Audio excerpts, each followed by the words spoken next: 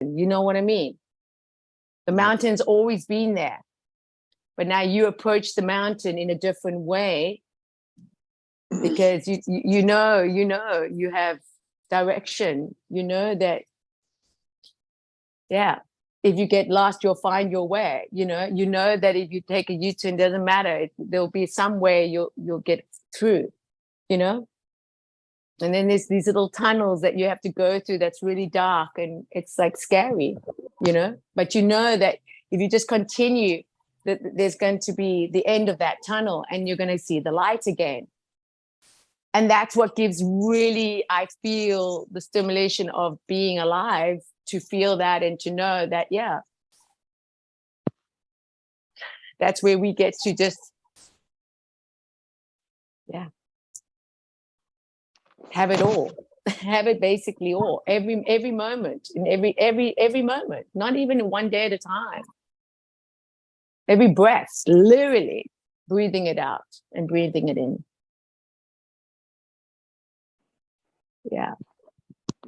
And becoming so much more when we got each other to spar with, you know.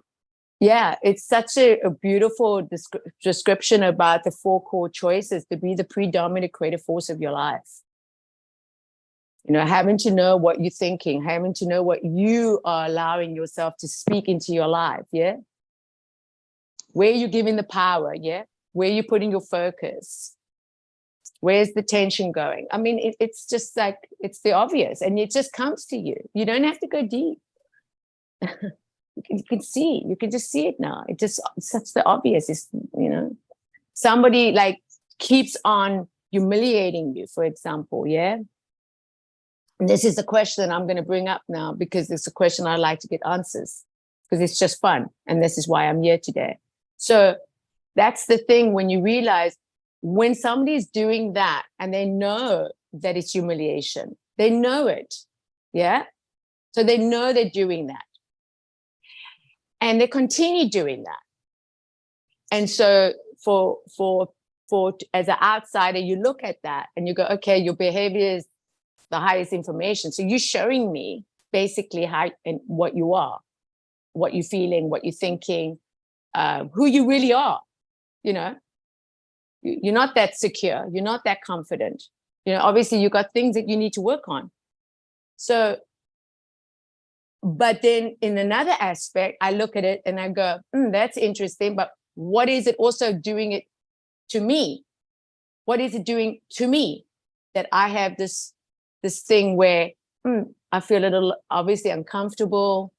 It's a little bit on feeling a little hurt, you know, it's a little hurt, like, and you think, why would you continue this? But then I ask that question, what is it doing to me? You know what I mean? Like, what is it doing to me? Why am I feeling that then? If you know it's not you. Because other people's actions are their actions. It's nothing to do with you. Isn't that interesting? And then look at that and go, well, then I can just stand in my ground, knowing that I can observe that and I can say, okay, you don't have access to me anymore. I'm not going to be around people that when I'm with them, I'm feeling like depleted, you know, because there's no respect. That's not respect. You don't treat people like that. I mean, that's just, you just don't treat people like that. So I realized that. And so now, even in my social media, even with everything that I interact with, now I know.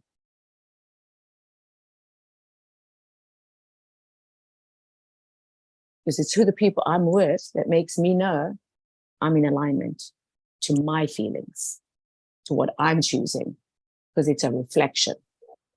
It's a beautiful reflection. And growing up, that thing where you could not, you had to just be in an environment that you just had to just watch and observe. And that's where the program became so programmed that, yeah, we are now coming into this adult Yeah, because we are adults. In the society, we are called adults, grown up. But are we? Are we truly grown up? Are we still sitting with that wound, that child wound in us? So when somebody doesn't agree with us, we immediately feel, oh, they're attacking you, or, oh, if somebody doesn't greet you, oh, they don't like you. I mean, all these assumptions that we are assuming every single day to everybody, but they don't even know you. They don't even know you, but they're making assumptions. People don't know you and they make assumptions about you in front of you, and you go, oh, and isn't that interesting?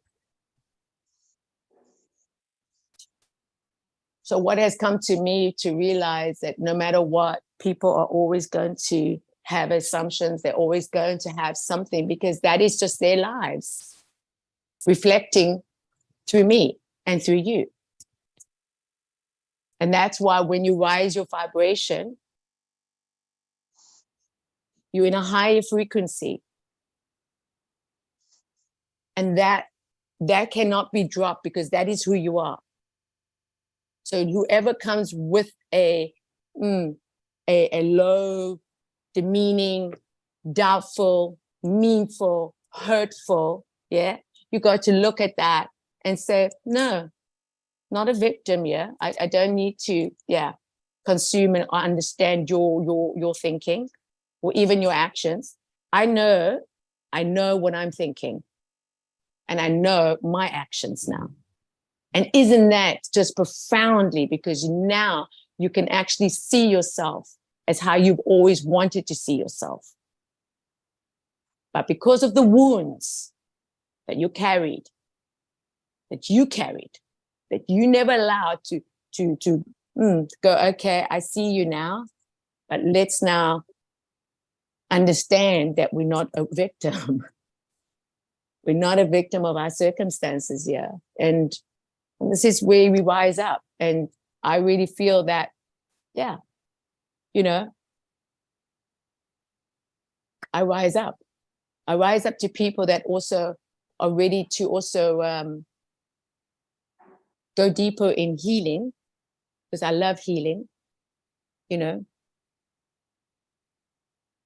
love healing. Yeah. I think some of the anything people, to do with healing. Yeah. Anything to do with healing, the body.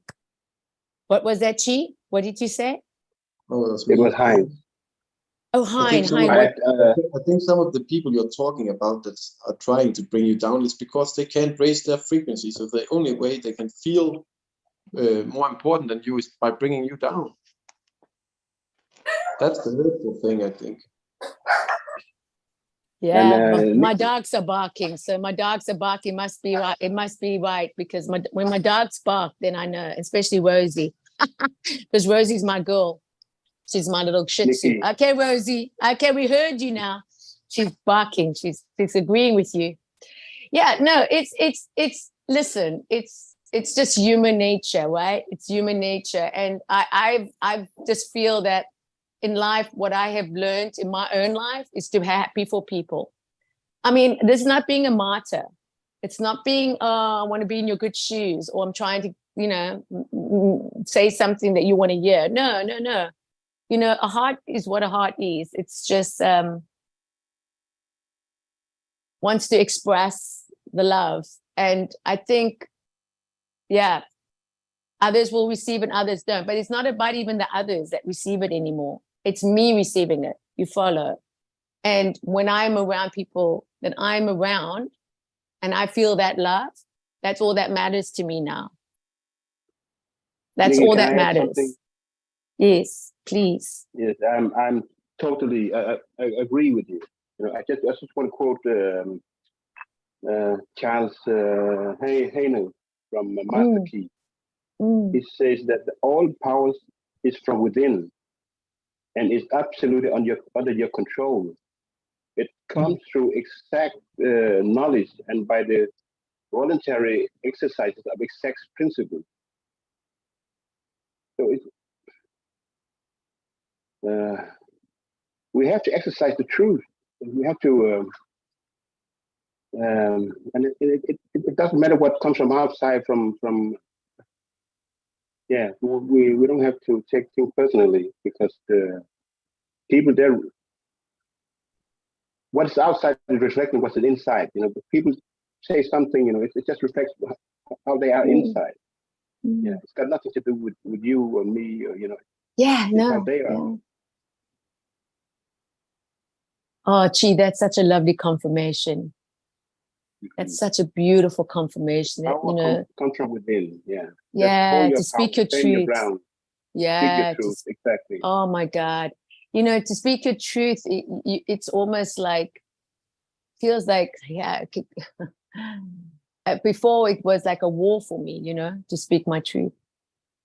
And now I have so much peace, so much love, that it's almost not even possible not to speak my truth anymore. And if it's offended anyone or anything like this, then that's on you.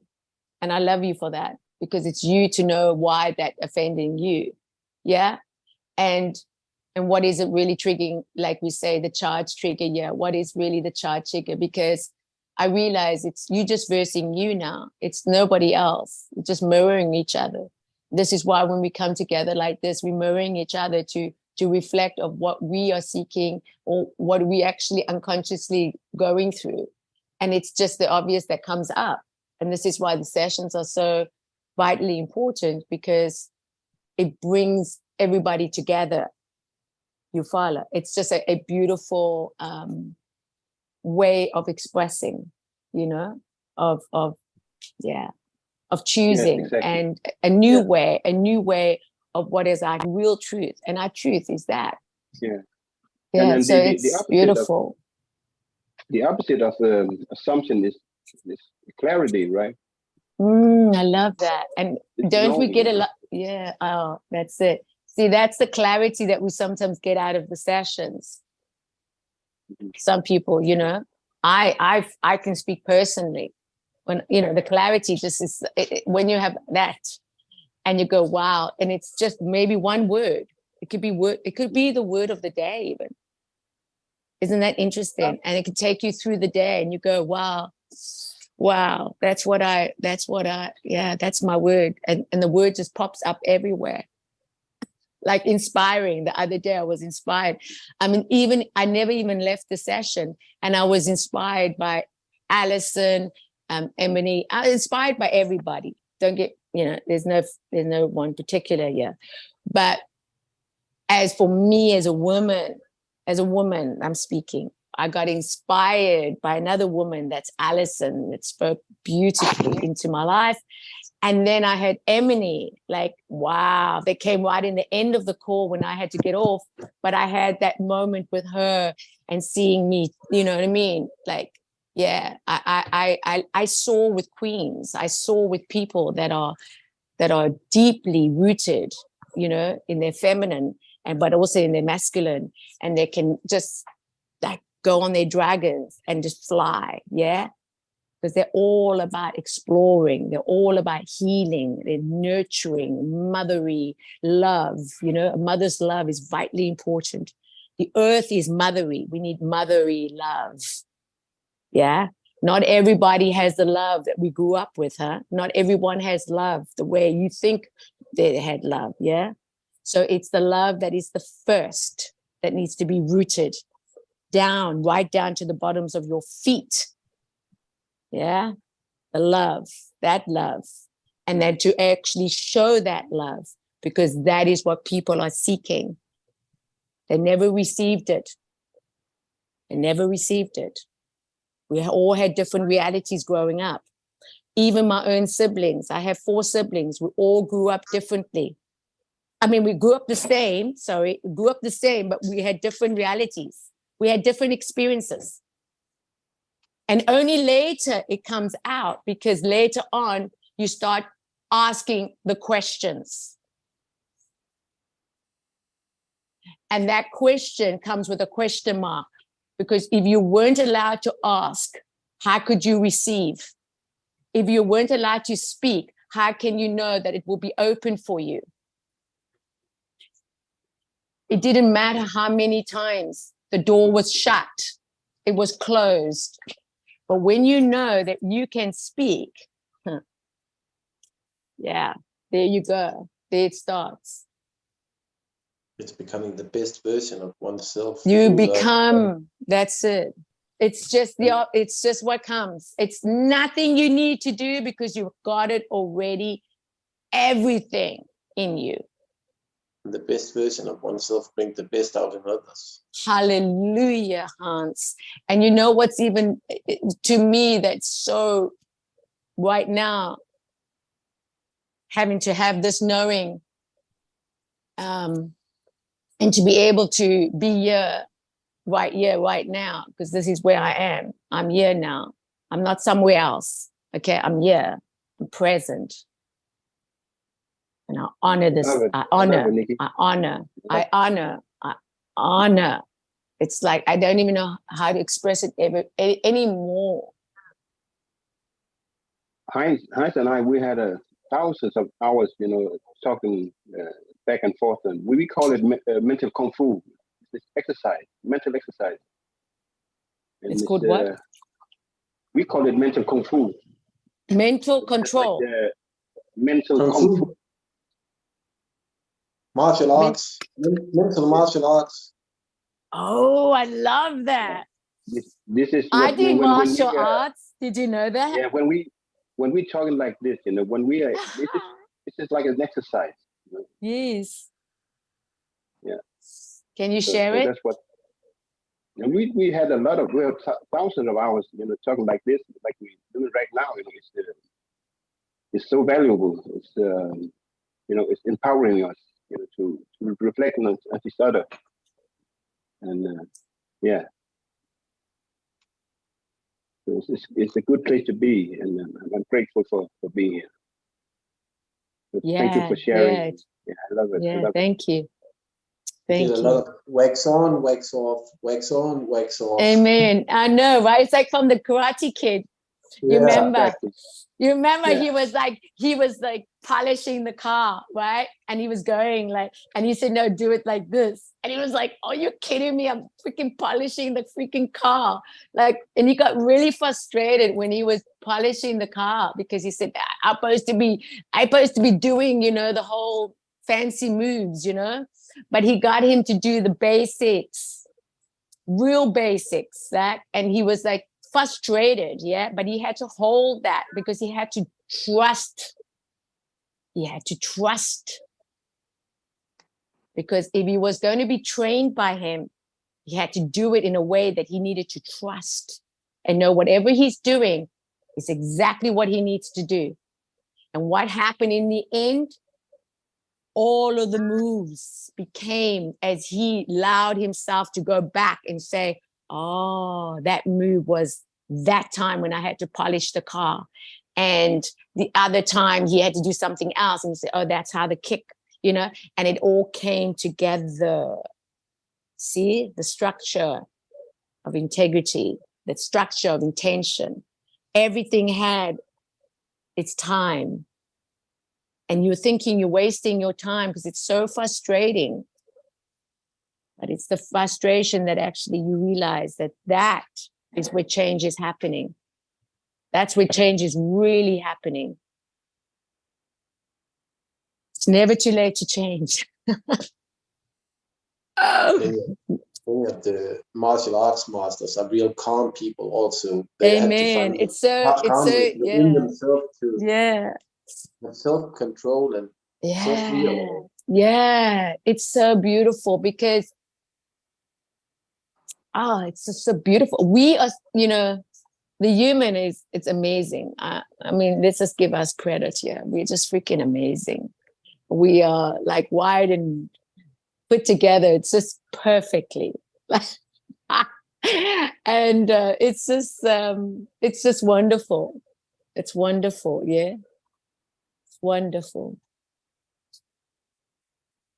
Like we talked about yesterday, it's becoming more that we need more perspective now. It's been so many realities because it's been growing that much, the human consciousness. Yeah. So we need more people to get it all to fit together. I love that. And I also love what you said yesterday to me, Hans. And it was something I could really like go, yeah, that's really interesting. And I could see it like that. But then I also saw it in another way where I felt that was also a limitation for me because when I say, you know, when you say your light's bright and so, you know, it's a little uncomfortable for other people to see that, you know what I see? Yeah. And but they're actually questioning themselves because it's just me reflecting them. I know that much now, but it was encouraging to realize that as we speak about the truth, because the truth does set you free. That actually sets you free. So it's not so much, are you confident? Are you this? Are you that? But in just knowing that what you're doing is your absolute authentic truth. You know, that what makes you truly here in being a human being. You know what I'm saying? And to have this knowing that there was a lot of skills that I had to take on, skill stacking, as I would say, you know, learning a long time. You know what I mean? I'm still learning. But when you get to a place where you go, wow,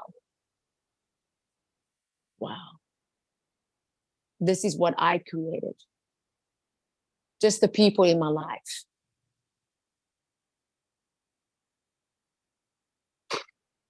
I'm talking my inner circle. I'm not talking just out there. I'm talking inner circle. So this is very powerful. Very healthy relationships. Great communication. Very supportive, very insightful, very just incredible amount of wisdom. And be able to co-create also, knowing that I am who I can be at all times with. And there's no judgment. So I know with this, and if this can happen here in a small circle, how much more so of an impact that you would like to create even more so, not because you want to be loved or liked or praised, because that's just empty, right? It's empty. It's just having a meaningful, resourceful knowing that you are love and light. That's what you are. And that is it.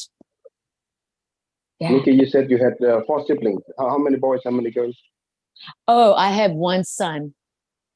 No, siblings. Oh, thank you. Sorry, beg your pardon. I have 4 sisters. Wow. Yes, with 5 girls. Wow. Yes. Yes, that's right. Morning, Alison. Hey, morning, Alison. Morning, everybody. Afternoon. Yes. Hi, Alison. Hi, Chi. How are you today? Another beautiful day. Especially when you hear Alison's voice. Yeah, it does ring some bells, you know what I mean? It does ring some bells.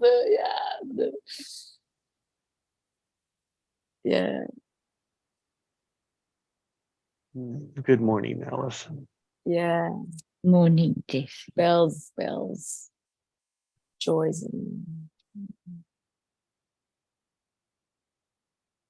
Yeah, man. Beautiful.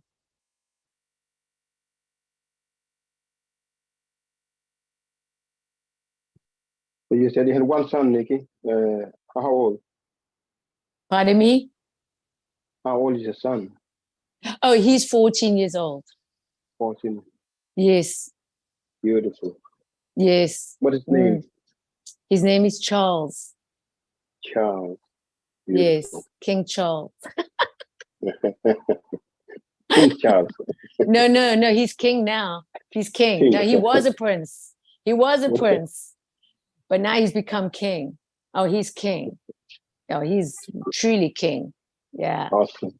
Yeah, he's gonna really soar through life beautifully. Yeah. Mm. You know, it's a gift, a real gift. Truly is. Oh, wow. I know why I had to wait, because I did wait. I waited. Yeah. But when he came around and decided, hey, I chose you, Mum. So you're gonna show me what I need to know, and I'm gonna show you. And I go, welcome. He said, yeah, my pleasure. We have that kind of relationship, you know. It's very organic, and it's just lovely that he can make choices and that he does choose. And he treats people really, really, really well. And it doesn't matter what agenda or color you are, or what religion. And he's a good teammate to his team that he goes and plays for the high school team. He was selected for the high school soccer team in Beacon High School. It's and I am going to say it's one of the best schools in New York. So let's just voice that out to the world. You know, yeah, you don't get better than that. That's the best. You know what I mean? I mean, let's just face it. It's there. Proof is in the pudding. Yeah. And he's the best in what he does. And when he has a relationship and anything that he wants to communicate, he doesn't do it with force. It's very interesting how he says, don't worry, Mom, I'll figure it out. Go, yeah, you will figure it out. Wow. You will. It's right. You'll figure it out. And he says that in a way that is so confident and sharing that it's like drops me like just like that, like a hot, like boom, get out, yeah, mind up my way. I'm taking this, yeah, and I mind out his way. I get out of his way, completely out of his way. He has true inner power. Yeah, man. He's a and of course he has a teenager, as they say. You know, I'll talk when I want to talk. Don't speak to me when I'm eating, for example. Yeah. Yeah. Oh yeah, don't talk to me while I'm eating, okay? Okay. I have to go because it's so funny because it happened last night. And I'm like, yeah, cool, you know. But that space that I give him is so much to him that he gives me so much in return. Mm-hmm. And I go, wow. It didn't even cost me anything, you know. So he plays soccer, huh? Yeah. He's a position? soccer. Well, he's a left wing and he's a center. Oh, He plays for two positions. Yeah, so he goes from center to left wing. Yeah. He's a good defender too. He defends sometimes very good. Yeah, it's good to see him when he's in action. He plays beautifully. Yeah. Awesome. And you're very supportive. And he's really yeah. That's what children needed, support. It's not the structure that you're giving them because they have their own structure, but Amen. as long as you support them, they will do the right thing. Isn't that beautifully? Isn't that another parent was saying that to me a couple of weeks ago, how her daughter, you know, she was just telling me about her daughter, and she actually said that to me, and you just said it now, Hans. It's the support. The support, and that's all basically, you know, when the child understands that you know you got his back, you know, I'm supporting you no matter what. I'm supporting you, you know, no matter how the outcome comes, I'm going to support you. I'm going to be here. You know what I mean? It's like, it's so anchored. And I got to tell you, it's a beautiful thing. It's a beautiful thing. Mm-hmm. I say this because what's coming up, and I think it's important to let it come up, is that my dad used to do that too. You know, even regardless of whatever the circumstances was, you know what he used to say to me? That was very, very, very important for me. Because no matter where I was in the world, and I was in the like all over the world, and wherever I was, I always knew I could come home. And I always knew there would be a plate of food and a roof over my head and a bed to sleep in. And you know what? That put me through all the times when I had to miss a meal because I couldn't have a meal that night and I had to go to bed hungry. And when I had to know that, yeah, every day I have to just, every day. And what happens every day? I knew I'm building. And now I have a home of my own. Yeah, that.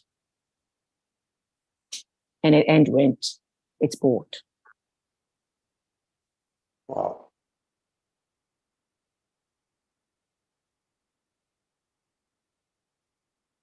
Are you the oldest in your siblings? The middle, or are you the firstborn or second or third? Right? I am the second youngest. Second youngest? Yes.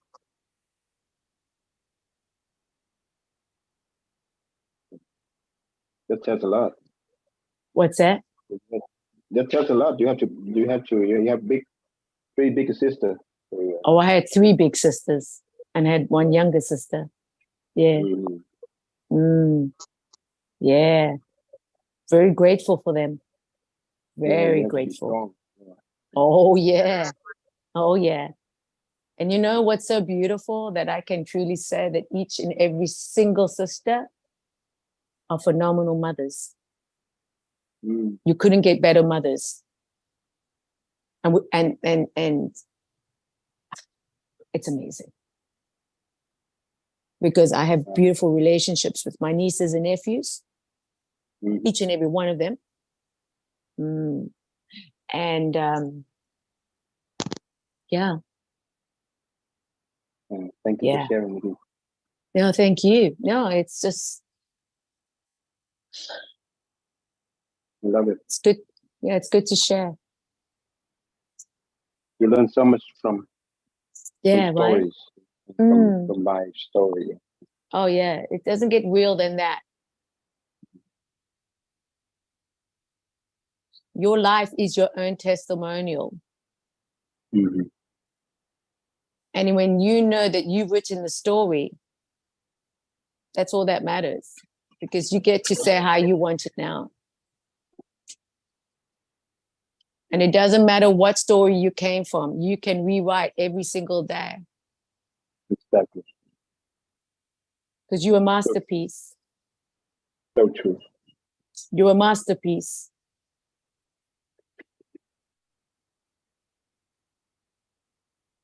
Yeah. Amen to that. Amen. Yeah, thank you.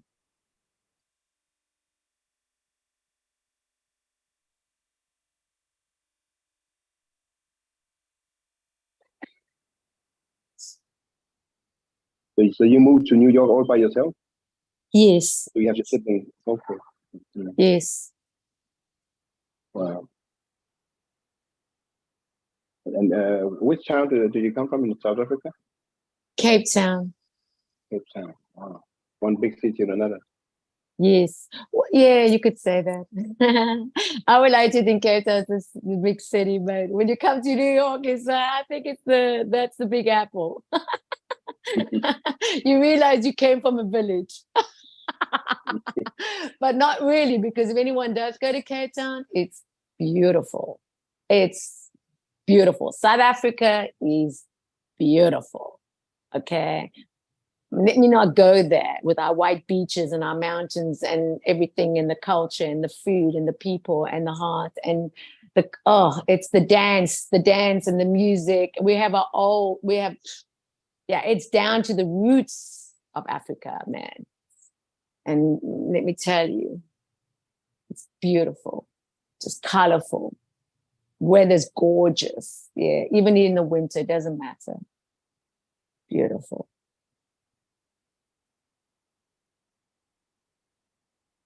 Allison's from South Africa too, Yeah, in Johannesburg. Johannesburg. I think this. And yes, go for it. That's right. I'm not surprised. And Stellenbosch and Durban. Amen. There you go. You see what I'm talking about? Yeah, and I only visit those little states, but look at her. She lived in each one of them. So let me tell you. Yeah. Thanks to my dad. Amen. Right? Yeah. Right? Thanks to your dad. Yeah. Give a lot of thanks to our dads. Give a lot of thanks to our dads. Mm. Yeah, a lot of love to my dad. A lot of love, Dad. Yeah. And it's so good to have that love, that love from your dad. It's just, it's like I used to, Yeah, it's like when I'm walking, I always feel like he's holding my hand. It's beautiful. Yeah. He came to me one time in a dream, and he came and I knew it was him. You know why? He reached out his hand to me. Mm. And my dad had beautiful hands. I'm just saying. He always used to look at his nails. He always keep his nails very clean. So he always used to look at his nails and he used to look up. He used to flick his hands up and look at his hands. And one day I asked him, Dad, like, Daddy, why are you looking at your hand? So he looked at me and said, I'm just admiring my clean nails. You know what I mean? And I went, yeah, they're all super clean. Like, really? You look after your hands? He says, yeah, gotta look after your hands. I go, yeah. And so he came and he reached out his hand to me. And I mean, that was a really difficult time I was also going through, like a major, major life and death. I'm talking life and death experience. Man, when that hand came and I took it. And I went, wow. And I tell you, I'm still here. So that should tell you enough.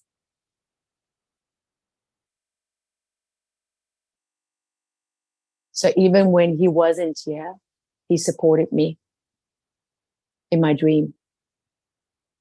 Because he comes in every way. He doesn't have to come in one way. He comes in many forms and shapes.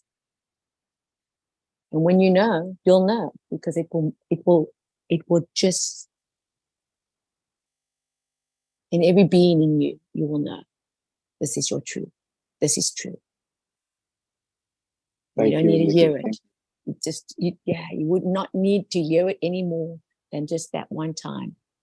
That one, yes, that one.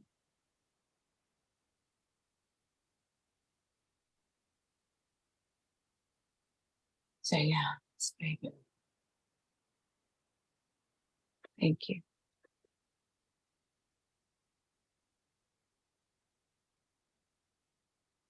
Yeah, I love to hear it.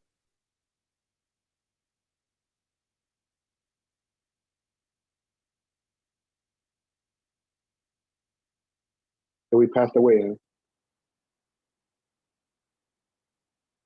Yeah, my dad deceased. How long ago? I've been 19 years here in New York.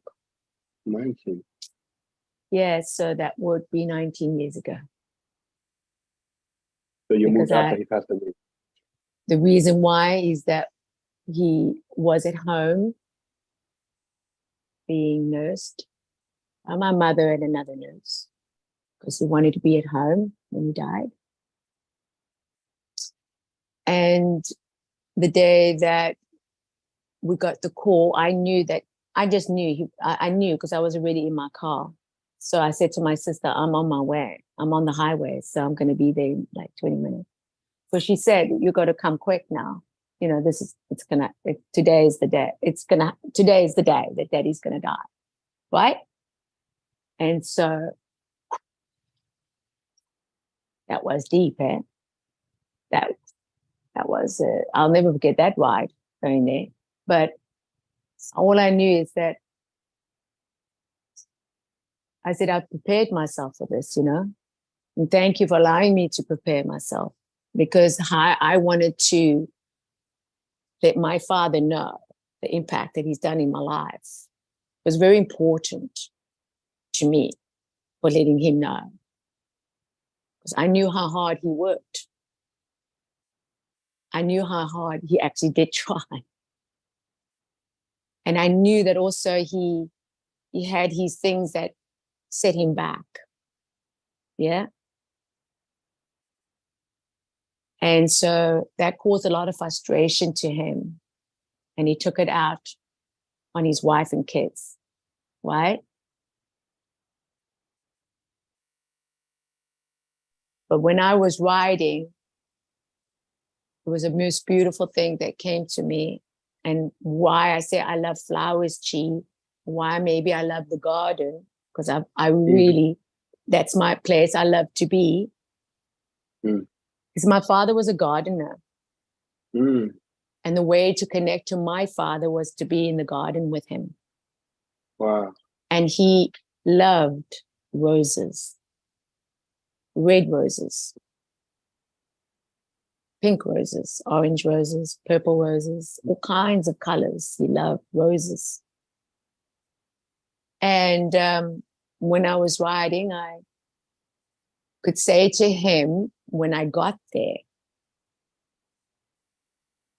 because each and every one of us was around his bed. My mother was on the head of the edge of the bed, at the head, yeah. And guess what she did? Did something very profound. Never has ever done before in my whole life. I've never seen it. She started to sing. She sang to my father. No, she sang to my father. So with her singing, the love that she had for my father, and that he can go now, because there's peace, right? There's peace. And each and every daughter had a chance, from the oldest to the youngest, to come to him, because we're around the bed, but we had a chance to come close to him, one to one. When it was my turn, it was so the obvious.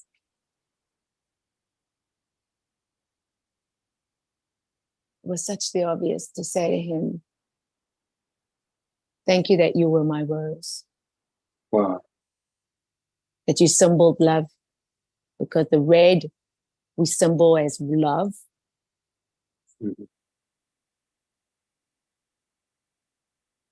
And that there's no thorns. There's no more pain. There's only love. And you know what he did? He said that he couldn't even speak. But the words that came out of his mouth said, thank you. So whatever disappointment, whatever failures, whatever I didn't think, that I didn't measure up, what I didn't receive from him, why this and why that, I knew it was love. And that I was strong enough. I was strong enough to take it. Because I am now who I am because of my dad. And that love that he gave me is rooted with no more pain, no more concerned. Do I measure up? Am I enough? Am I worthy enough? What do they think of me?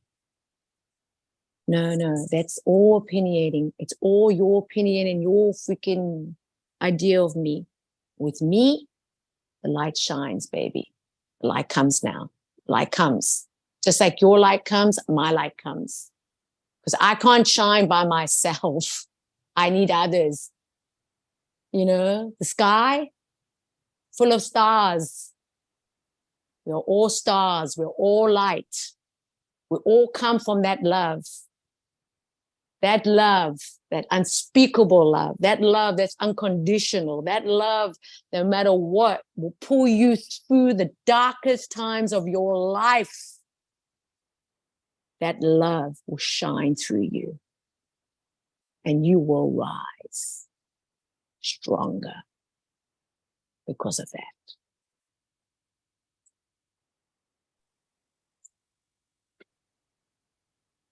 So he was your rock, and he still is. Absolutely. And so are you. Thank you. Thank you, sister. Mm.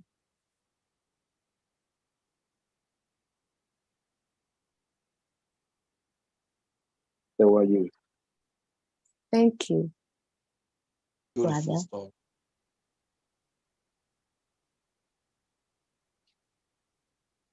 Wow. You just Yeah. gave me that permission, so I thank you. Yeah, sorry, I didn't ask you permission. Mm. Mm. That's nice.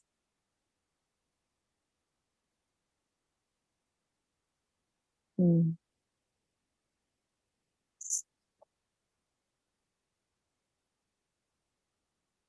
But it's just good to get to know each other. So, yeah. I love Yeah, to hear because you, stories. yeah. See, that's what's also interesting about sharing is that you can relate. Mm-hmm. And when you can relate, you withdraw within yourself and unlock the things that you need to unlock. This is where you can Right. realize it's nothing personal. It's just a Yeah. reflection of what you allowing or feeling or want to feel, you know? And then you realize that they're not yet just to come and hurt you because of what you experienced in your past, because it's all Mhm. triggers. It's all emotional charging, you know, like if you think about it.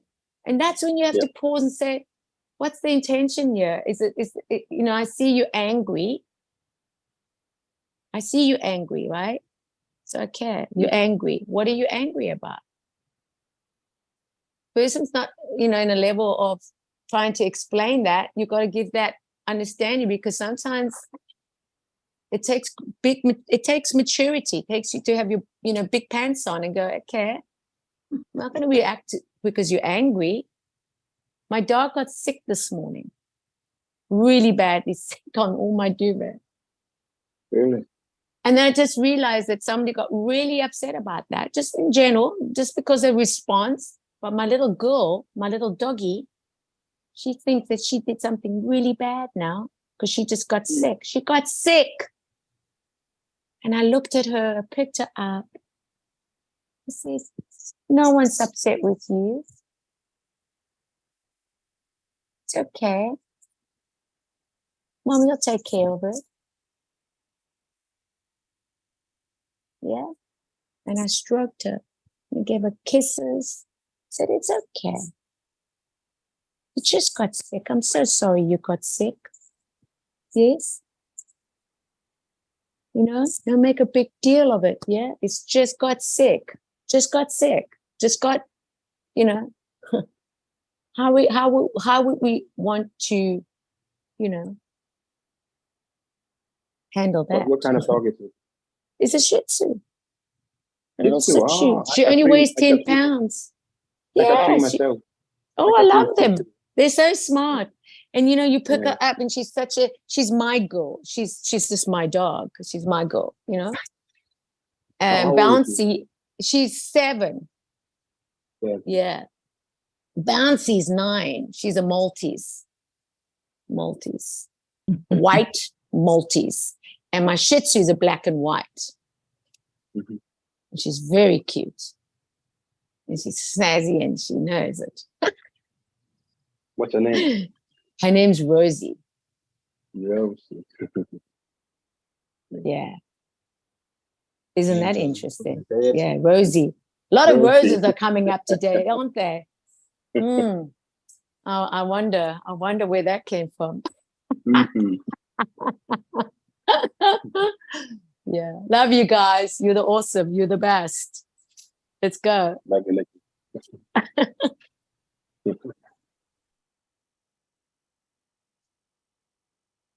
Good to know. My Good word to for get the day was sculpt.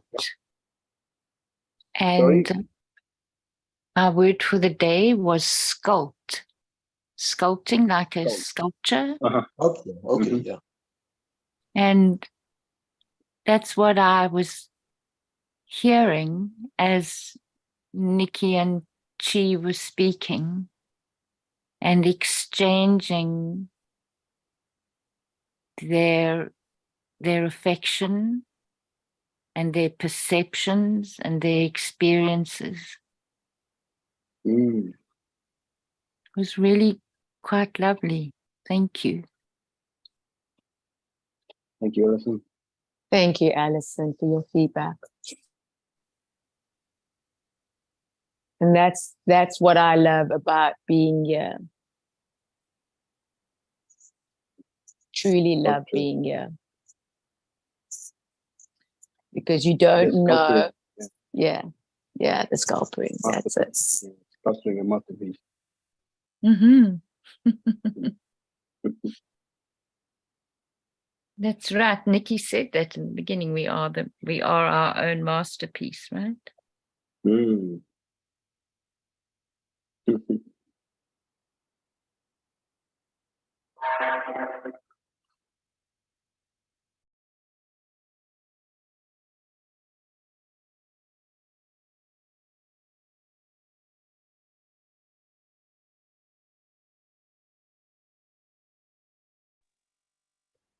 It came up, what coming up for me right now, just quickly, briefly, to say that, you know, when you ask the question, how would you know if you had it?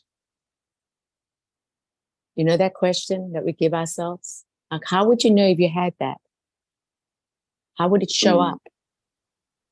Mm.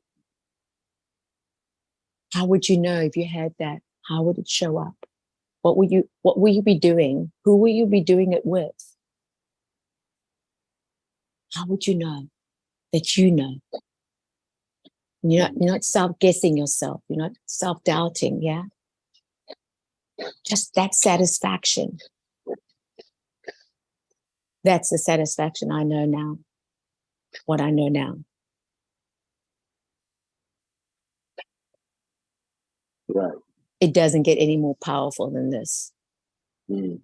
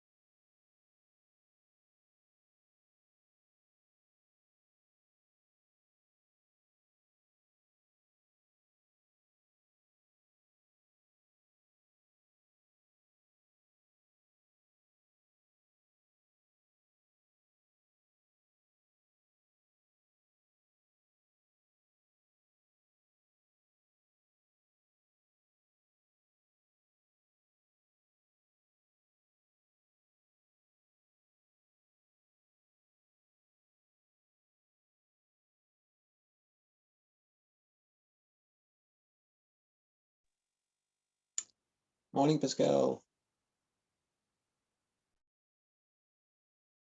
Morning, Pascal. Good morning. Morning, Pascal. Bonjour, Morning, guys. bonjour, Pascal. Bonjour, bonjour. Bonjour, bonjour. Let's get some bonjour in the house. With some love. Oh, Here we go. amor, amor, amor, amor, amor. Amor, amor, amor. Got you, God. You too smart for me. You got me. You got me. Oh, isn't that sweet?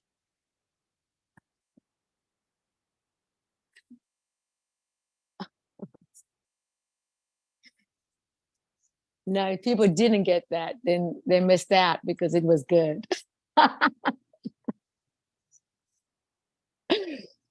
Just that.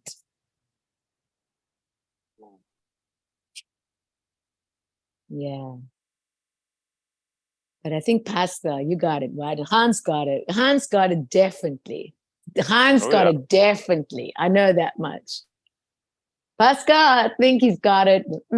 He finds it. Let's see. Because he's got a curious mind. You don't just like you don't just drop anything in. Like, oh no, I'm gonna question that. I'm gonna question it. Sorry.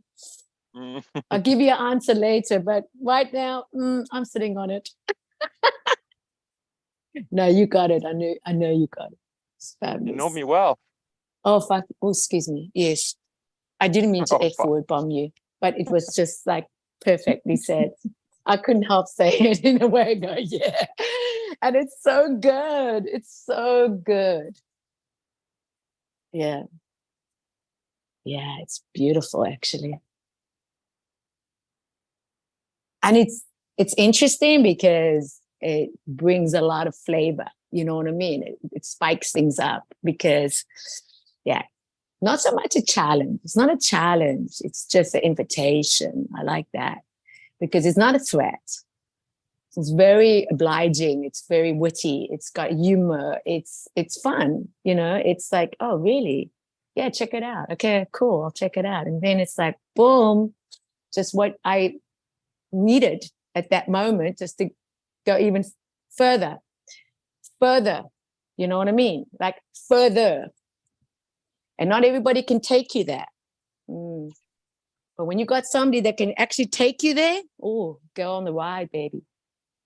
Value that person. Appreciate that person. Oh, appreciate them deeply. So I really appreciate you, Pascal. Deeply. Amor, amor, amor, amor. And amor means in Spanish, it means it's love. It's love. But when you said amor, because this is where you just came in with love, because this is what we've been talking about, love. And the love that you just came in with, it just confirms it. So it's just like, yeah, there you go. Amor. It's just going to expand now. It's just going to be more. It's just expanding as we're speaking. And it's just the most epic feeling that you want to have, having interaction with that, you know, constantly engaging in that and saying, wow, yeah, isn't that interesting? And you go, yeah, why didn't you give it a try? Oh, no, I don't know if I'm going to do a fast. No, try. I fast every Sunday or Saturday. Okay, really? Okay, I'll try a fast. Wow. How much love is that? Yeah. It's the and more. It's And the more, what? and more. It's the who? It sounded like you said more and more and more and more. Yeah, and more. Like, because it's amor. Okay? Amor. But when you say amor, meaning I want more, bring it, more. So it's like, yeah, it's the obvious what's happening right now. You can't reject this.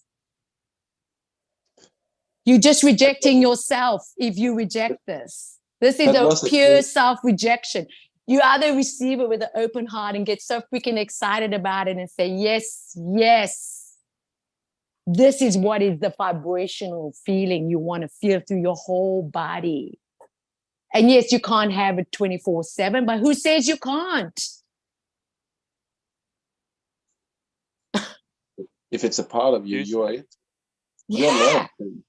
It's just organically happening. It's like, am I making it am I making it a whatever it is what it is. I've done it for so many years repetitively. The small things, the big things, how you start everything.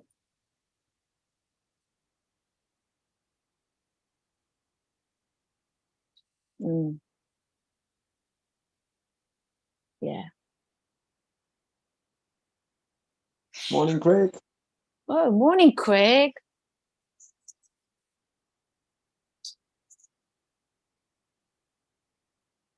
Good morning, everyone. Good morning. Hi, Craig. Mm. What's shaking in your neighborhood?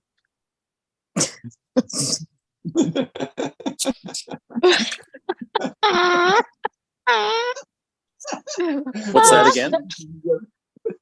I say, what's shaking in your neighborhood? Mm.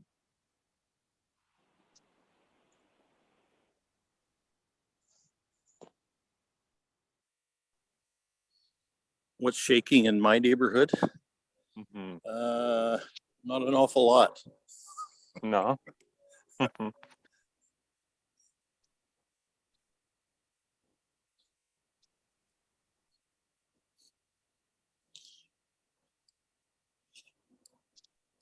Oh, what's new and exciting? Well, I've been, let's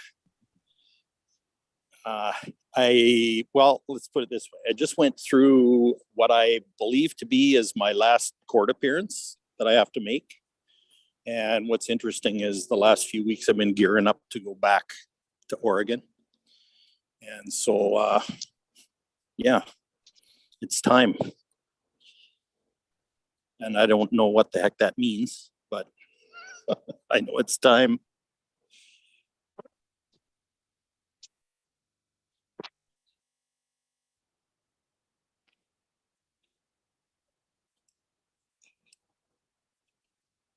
Mhm.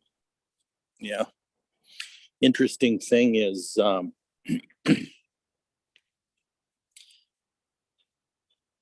that every time like before this, pretty much every time I heard about a court appearance or documents they wanted or anything like that, I would go into a massive panic attack. And this time was a lot less intense.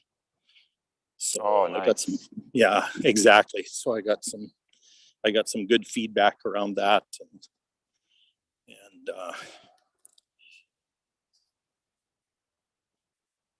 yeah.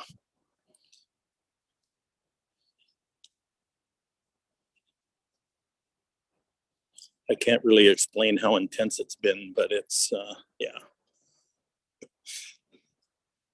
It's also nice to get to the last time in court. Yeah, well, exactly. And yeah, and the value of that is like, yeah, the last time, and the other part of it is the feedback and knowing that a lot of that intensity is gone. So that's really, really good.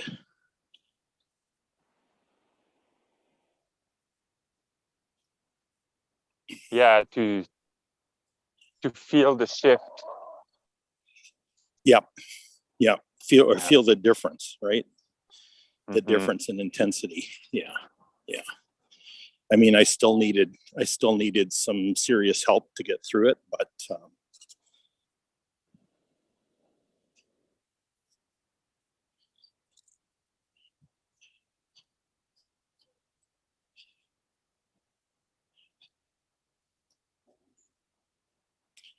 yeah.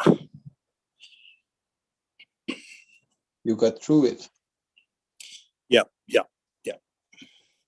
That's the important thing. Yeah, yeah. And I'm using new terminology for that, Heinz.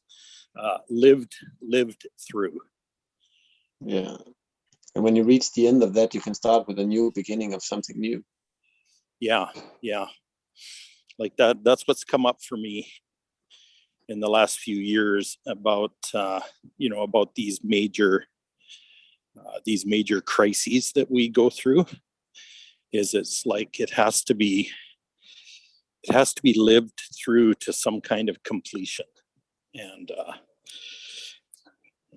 I'm still kind of working on what that actually means, but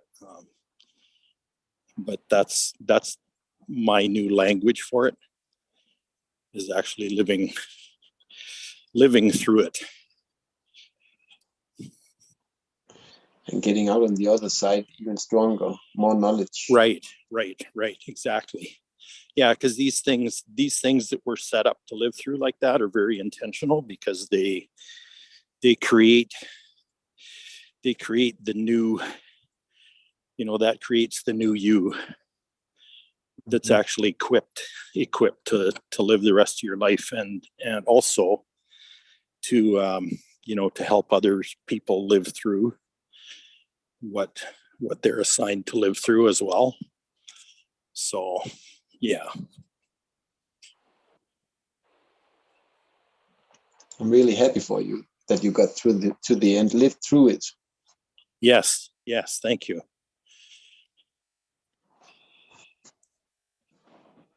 Yeah, there's an attitude of happiness and gratitude and faith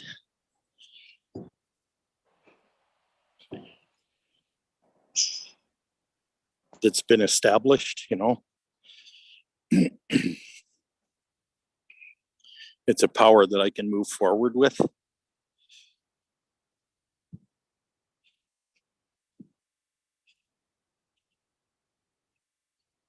Kind of like another tool in the toolbox. And you got the right words for it, moving forward. Yeah.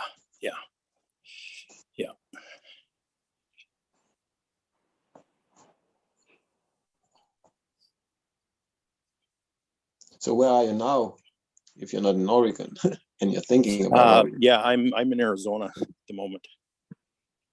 That's done. Yeah, I got here October 1st of last year, and I kind of expected to be away for about 6 months, and it's been about twice that. So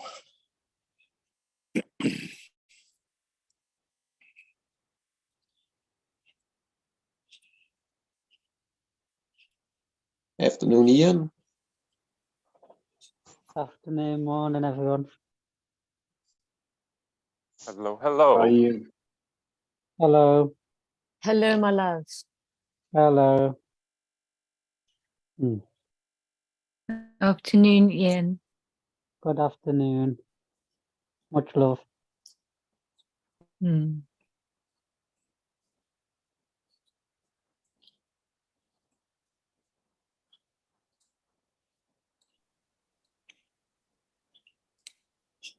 So Ian, we've been talking about my 1-year adventure in Arizona that is coming to an end.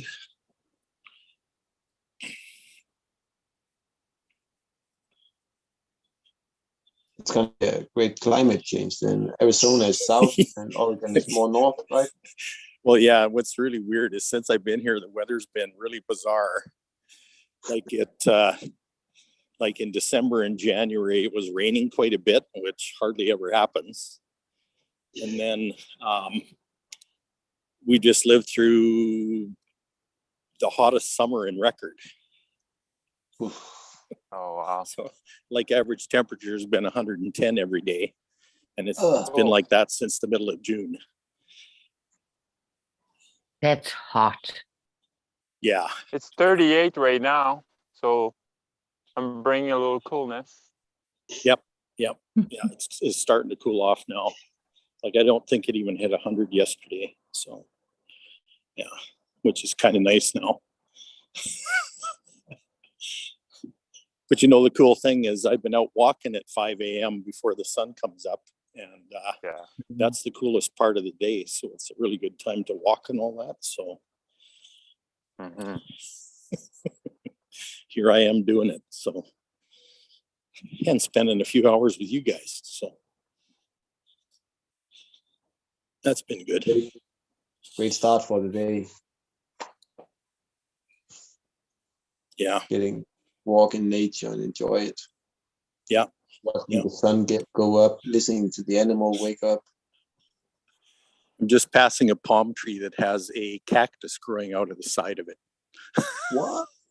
Yeah. A palm Yeah. tree with a cactus growing out of it? Yeah. Okay. Growing out of the side of the tree. Like it's about 3 or 4 feet off the ground where this cactus is kind of planted, I think. Kind of hard to tell. No, higher than that. It's more like, 5 or 6 feet. Wow.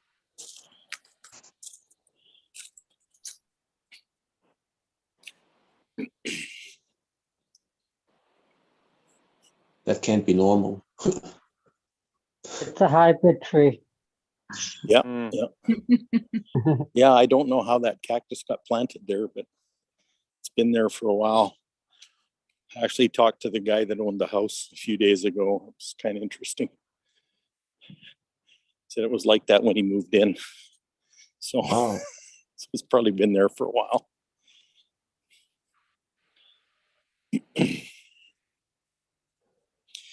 But yeah, before I forget, I want to reflect back on the last year and realize that, you know, all the support that I needed to go through this has just shown up kind of magically. And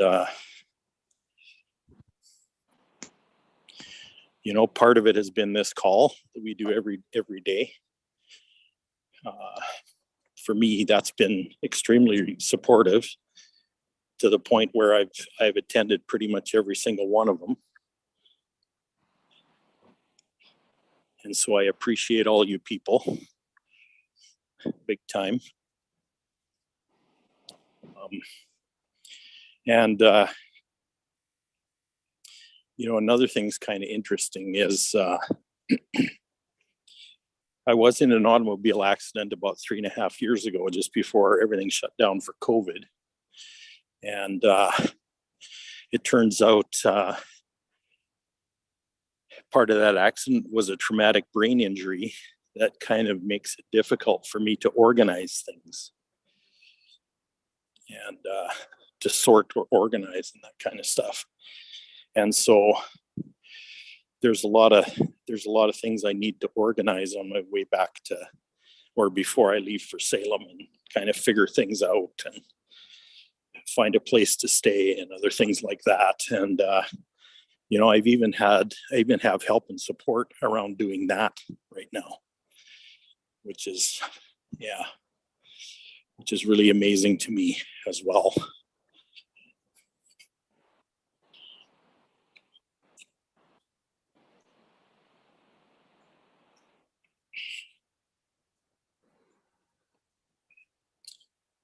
Was it a solo accident?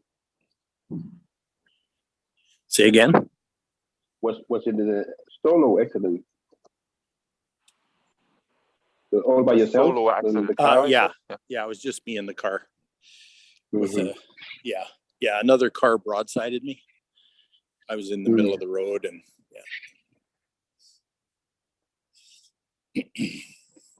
Oh, who came to rescue you? What caused the injuries is actually the airbags that went off. Oof. Wow. Mm. Yeah. That's a hard impact. Yeah, my neck was turned a bit Oh. when the airbag went off, and yeah.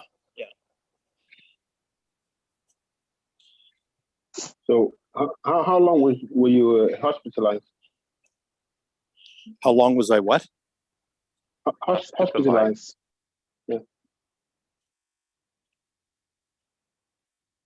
Didn't you get Sorry. a collar in the Oh, hospital? did I get a How collar? long did you spend in the hospital to Actually, recover? it yeah, it was just painful. But the thing is, it happened just before they shut everything down for COVID. Mm. So I didn't even have any medical attention for Wow. pretty much 2 months. Wow. First 2 months after the accident. Yeah.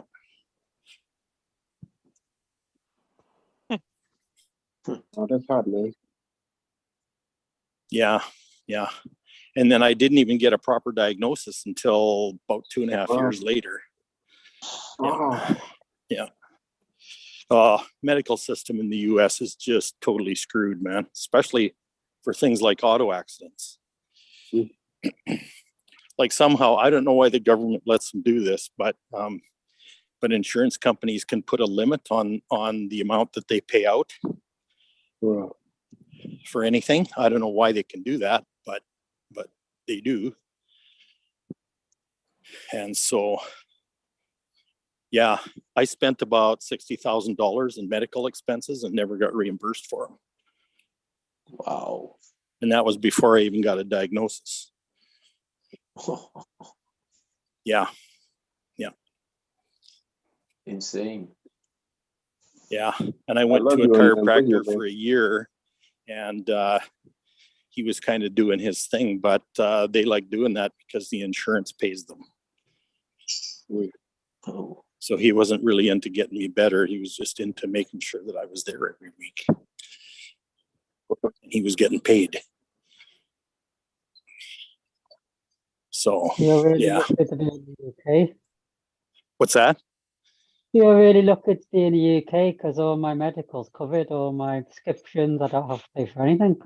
I feel really lucky. Yeah. Well, I'm from Canada too, and this kind of stuff wouldn't happen in Canada. Even here in Denmark, my brother has Parkinson's. Then he asked for a brain scan, and he called to the laboratory, and they said, "Yeah, we got a time in January next year." Then he called his doctor, and the doctor called it back. "You got a time in 14 days. You need to go through the proper Yeah. sources here." And they tell you, "Go ask for it yourself. Do it yourself. You can't do anything yourself. You need that practitioner to call them and say, 'Hey, this is important.'" They're making one helpless in a society where you could actually help yourself. Yeah.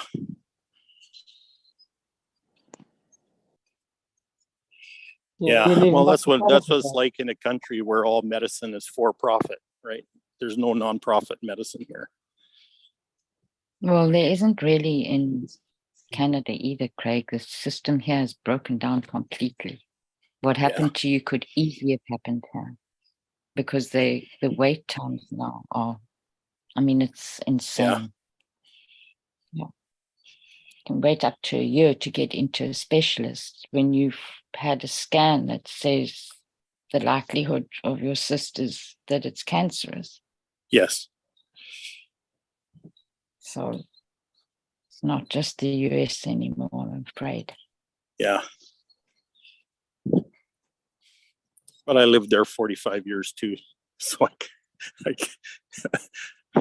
yeah, I know how this accident was handled. Wouldn't have been handled that way in Canada. I know that for sure. I've heard pretty similar stories to yours. Yeah. There's a Well, I dearth have two. of I have two in practitioners Canada, but and- yeah. But this is really bizarre. No, it sounds awful. Yeah. But I think it was all part of the,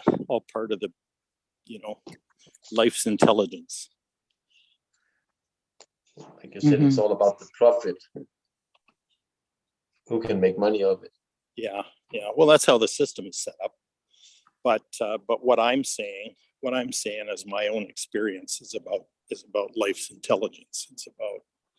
It's about a cosmic agenda.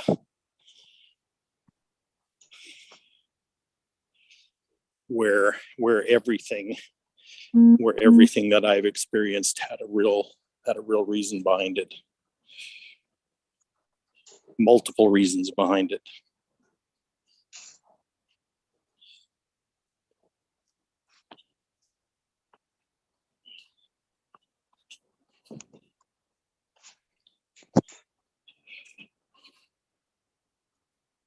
Yeah, I love how you put it there.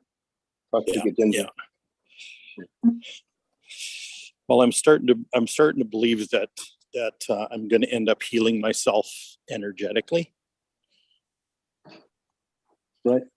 You know, or running across people who can teach me how to do that. Mm-hmm. Are you dealing with a lot of pain now? Still?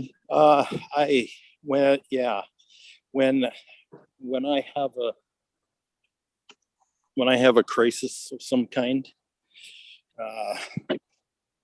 like an anxiety crisis, yeah, the pain comes back big time.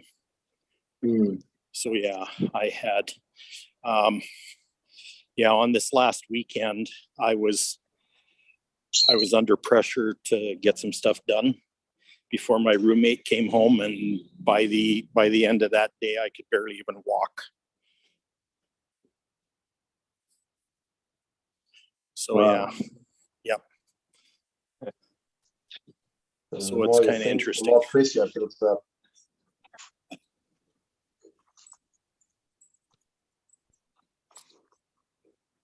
In a way. So yeah, it's been interesting. And you're doing the right thing by being here and relieving the pressure by not thinking that much and making everything more just natural. But I can imagine being in court today must have put a little pressure on. Yeah.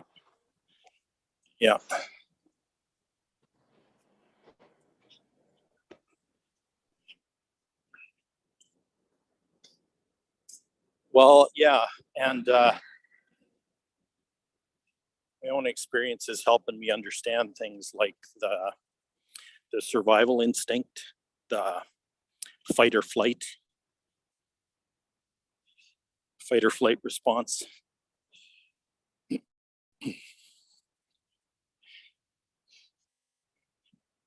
Yeah. We're here for you.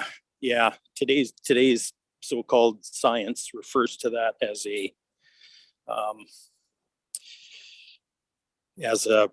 primitive evolutionary response.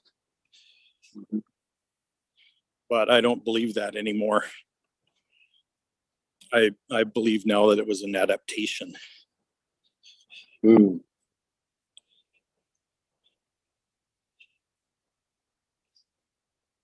Exactly. Yeah, that's when I experienced the Vietnam War. You know, it was about adaptation too. Yeah, to. It was a learned thing. Mm-hmm.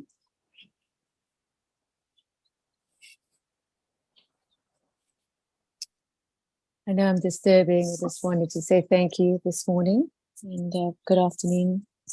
Have a beautiful rest of the day. Much love. Bye for now. Bye, Thank you, Nikki. Bye, Big Nikki. love. Big love. Bye. Much love.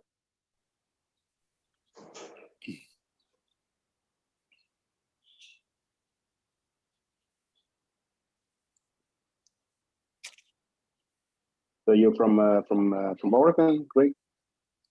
No, I'm from Are you Canada. back, or you're from Canada? Okay, yeah. That's Yeah. right. Yeah.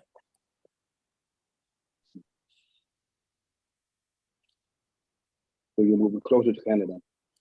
Yeah, I grew up in the province in Canada where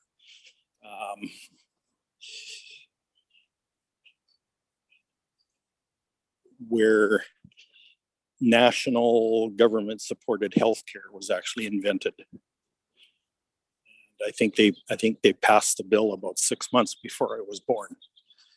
Oh. Yep.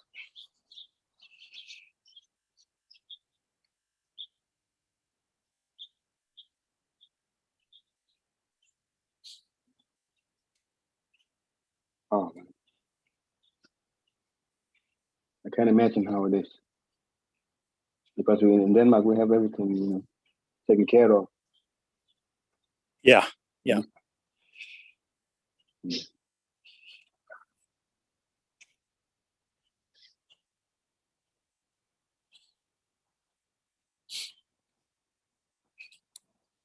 So you're on your daily walk now. What's that? You're on your daily walk, morning walk. Yeah. Mhm. It's also a way of healing. Should have put a hat on because the sun's up already. Anyways, a Mm. way of healing. Yeah. A way of healing. Yeah. Walking. Yeah. Besides that brain injury, I've got lower spinal damage too, Ow. like L1 through L5. So your lower lumbars. And so walking is a good thing for me to be doing if I can.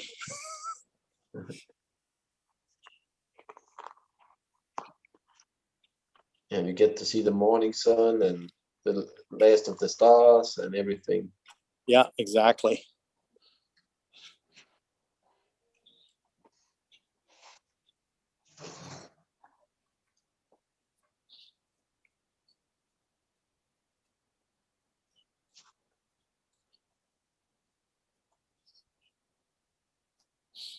Yeah, that's something new for me too, actually. That being up at 5 in the morning. But it's been really beneficial for me in a lot of ways. Used to think I was a night person, but I mentioned this before, but I'll say it again. What I liked about getting up at 5 is that I'm usually pretty groggy when I first wake up in the morning, and so I noticed that when I wake up, I'm in a theta brainwave state, and I've trained myself to stay in that state for as long as possible during the day, and that's been really helpful too. And like you said, with 110 as a normal, it's good to get out when it's only 100 or so. Yeah. Well, it's good to do stuff like this when you're in a theta brainwave state too. So That's more like being in the almost dream state, right? exactly. Yeah, it's very, very slow. I think it's up to 8 cycles a second, between 4 and 8 cycles a second. Yeah. Which is where your intuition really works well. Because it's not distracted by higher vibrations. I can imagine it's even more healthy for that. About thinking, you don't think that as much, so it doesn't go in your muscles and pain and stuff like Right. you said from Brexit. So way more efficient. Yeah, because thinking is thinking and concentration and that kind of stuff is around 20, I think, 20 cycles a second. Quite a bit faster. 2.5 times as fast minimum. Yeah, exactly. Yeah, I don't remember the exact numbers, but yeah. So in Western society, we've been taught to dwell in those higher frequency brainwaves, and it's not really that healthy to do it for a long period of time, especially when we're in that all day. That's why people, after they get home from work, they have to veg out in front of a TV set or something like that. It's because their brain's been moving too fast for too long.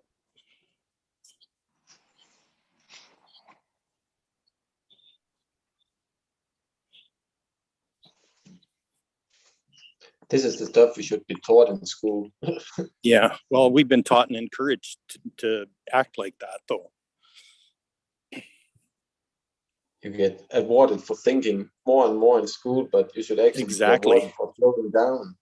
Exactly. Yeah, at the expense of simple things like creativity, right? Yeah.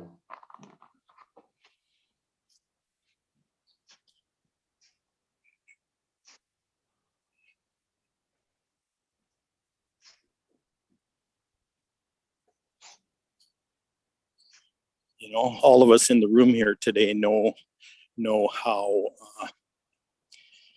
valuable the silence is, and you know, and stillness, slowing things down. I mean, that's where all the really brilliant stuff is.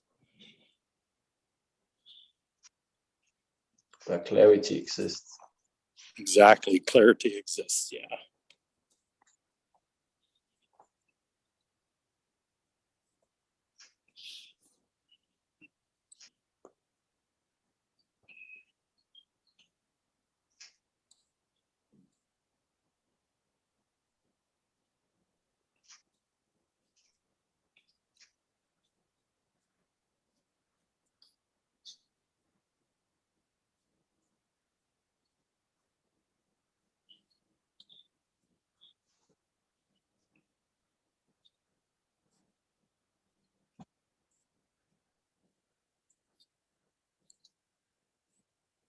And most people feel the silence within addiction.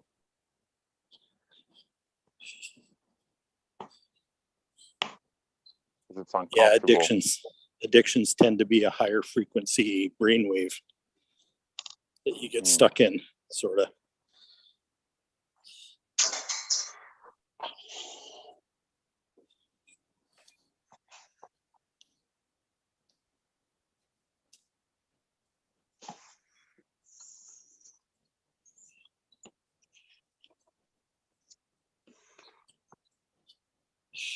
Wow, I just got an insight around that. That's really interesting.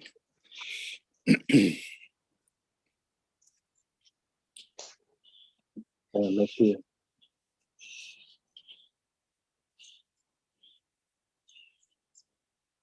You know how people take stimulants to get their brain going? Wonder how related that is to brainwave states.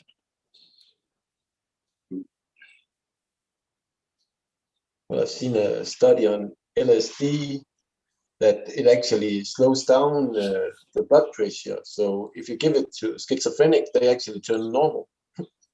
Yeah.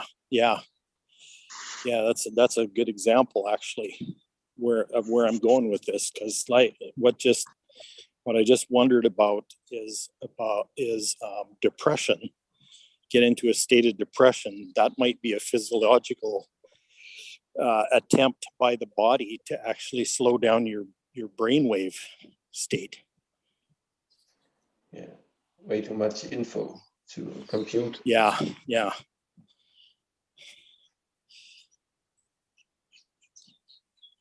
it's all by design.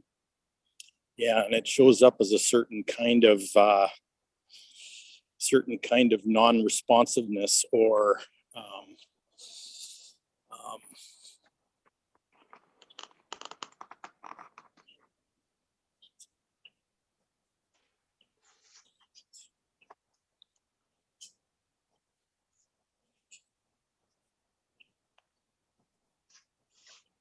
yeah, there's another word I'm looking for, but I can't find it right now.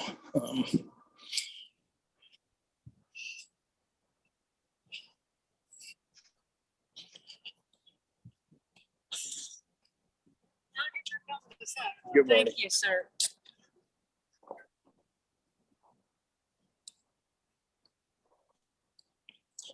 Yeah.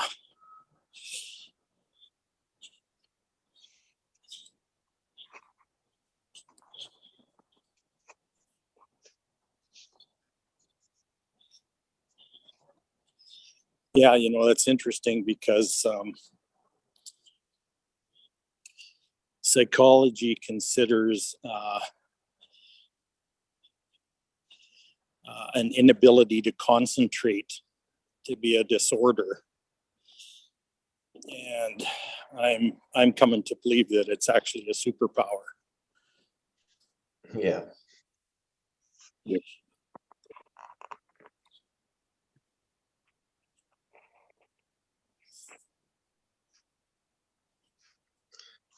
Because you're concentrating. Because it's labeled. Yeah, because it's labeled, and we think it's a disease or it's a it's this or that. But like, why don't you just use it as something powerful in your life, you know? You're unique Yeah. Yeah. in every single way. Well, there's this thing about laser focused concentration is considered to be normal. And But I that don't know doesn't that make- it is anymore. That it is actually normal. That When you might be another concentrate- one of those adaptations. Exactly.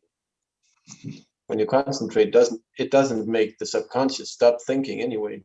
It just Well, yeah, gives you yeah. focus on something. It's the relaxation that makes the subconscious stop because it has to follow the energy.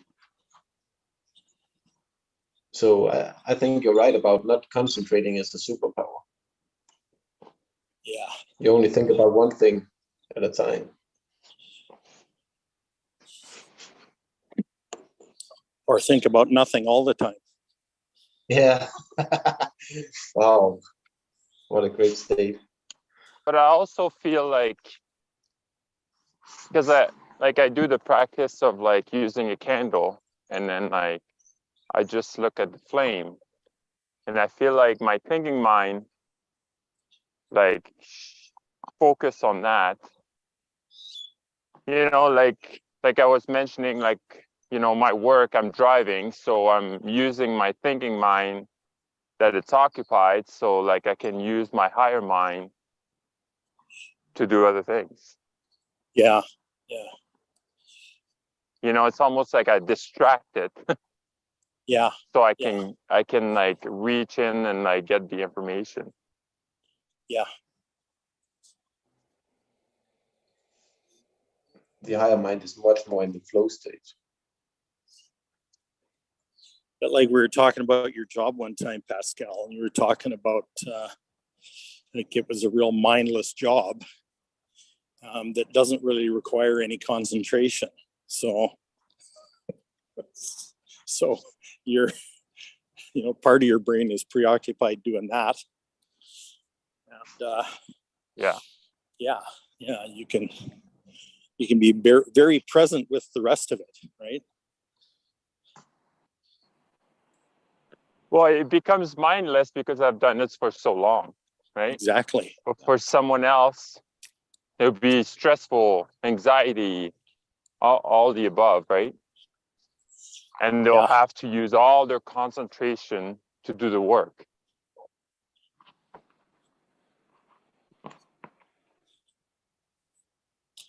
Yeah, 5 years ago, I decided I was going to paint my house by myself, and it took me about 3 months to do it. But it was totally mindless exercise, and oh man, did I have a lot of epiphanies and insights that happened while I was doing that.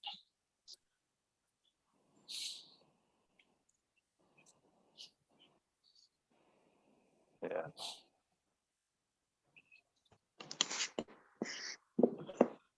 Is that interesting, eh? Yep.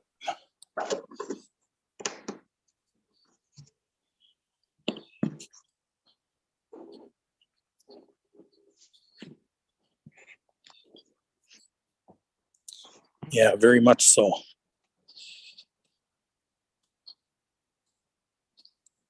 That the insight comes from doing mindless things.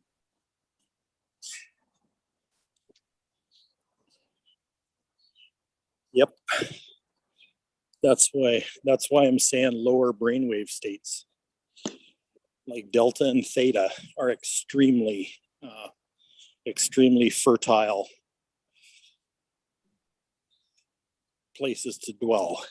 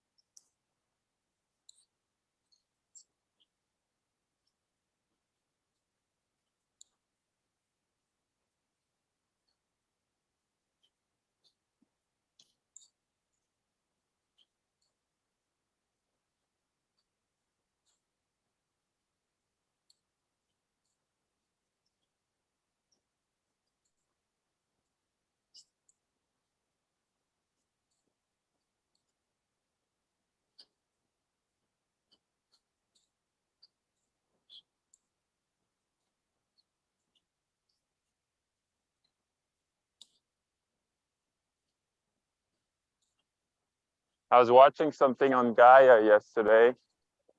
That I never really heard about. So she does past life regression, but she does also soul regression. Oh, Yeah, and Yeah. then like she had such an interesting story because like, so she was getting massaged regularly, right? She was in the corporate world, and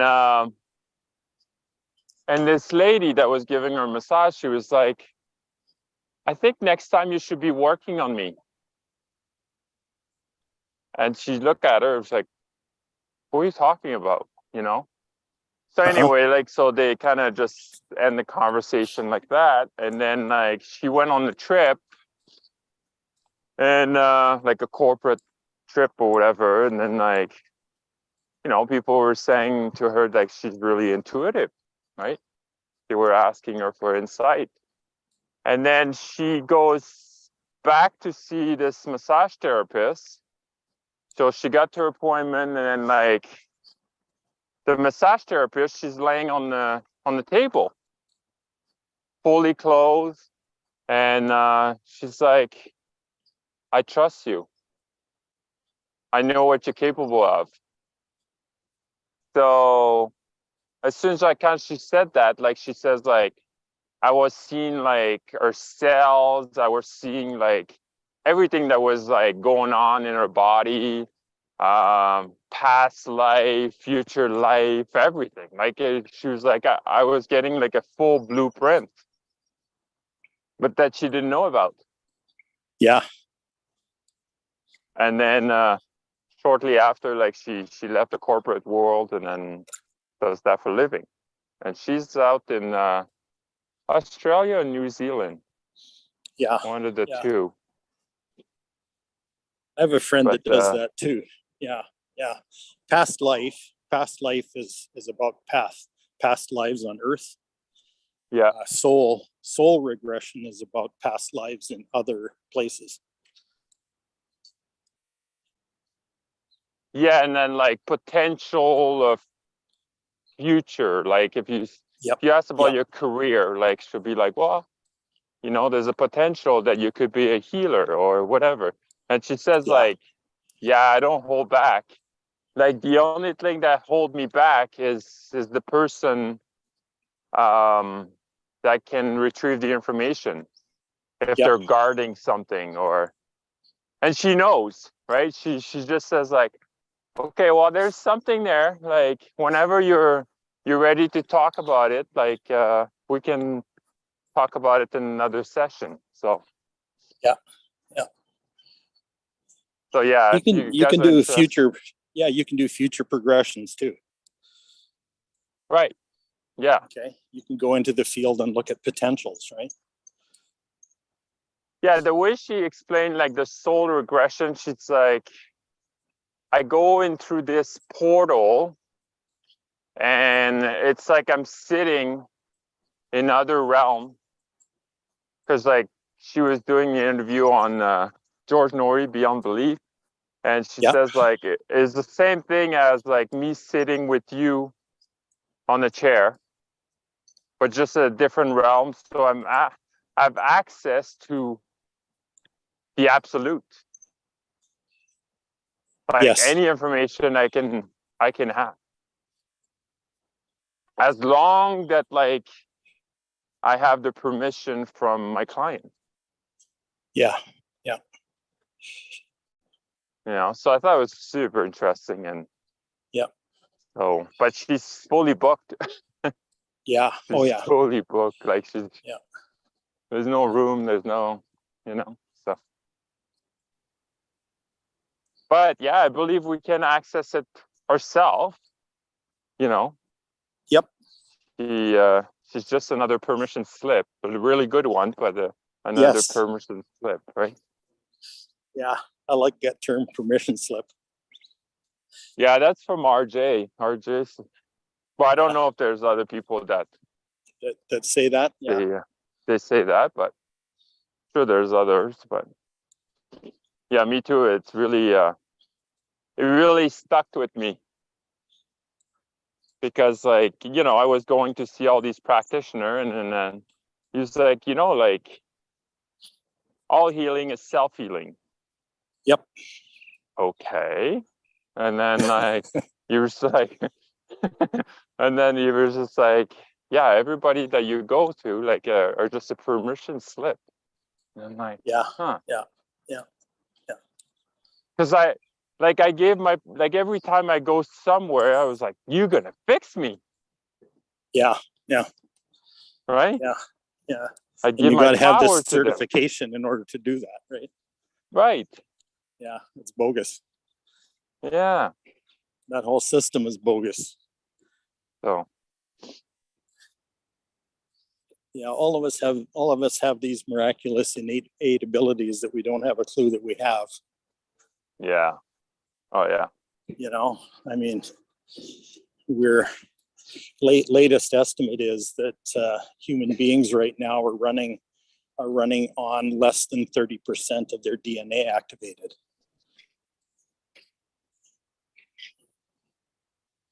So what's in that other 70%? That's what I want to know. Yeah. That's what they don't know about. Like Kai levitate on his own. Yeah. With my help. Yeah. Yeah, no, like I call him little Buddha. So I grab him like I grab him by the bum, like he's sitting cross-legged, and it's like woo. Maybe one day, you know. Would that be cool, eh? What are you doing, Kai? Oh, I'm just levitating. Just having fun. I'm just playing with my superpower. Just doing what you taught me. Yeah, exactly. You're giving him the experience of it. Yeah. Yeah, exactly. Yeah, we've been flying, you know. I've been taking him for flight, you know. He's like Superman most days. Yeah. Yeah, he doesn't travel in an ordinary way around the house.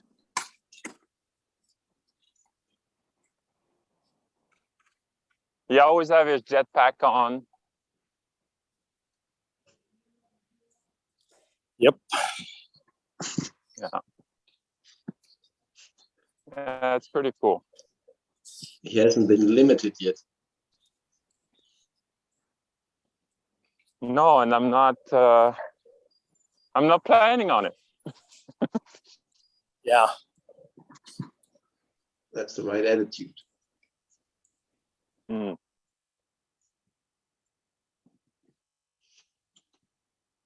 The next generation is going to be amazing.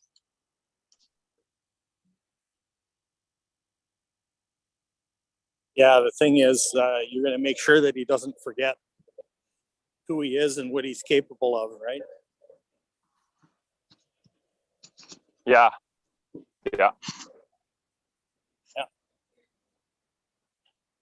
Oh, every day I keep telling him, you're not your thoughts, you're not your emotion, you're not your body sensation, you're not your body, you're sentience.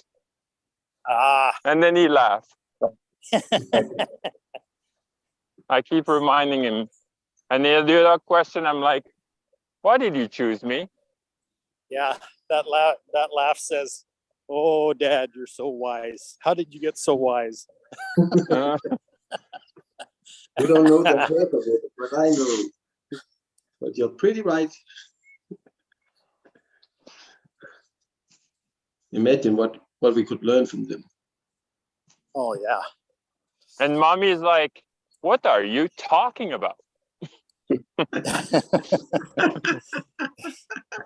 Yeah.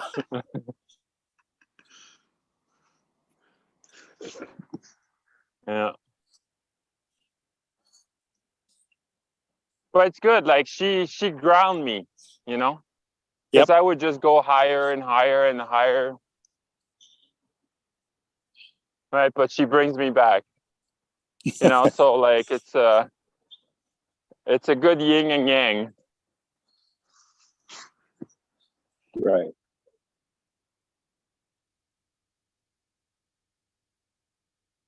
I'm having so many aha moments sitting here listening to you guys. Yeah.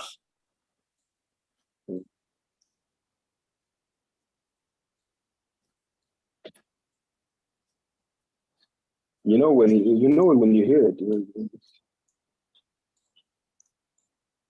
It's like when you and I, Craig, talk with Ebony about portals, that we become the portals ourselves now.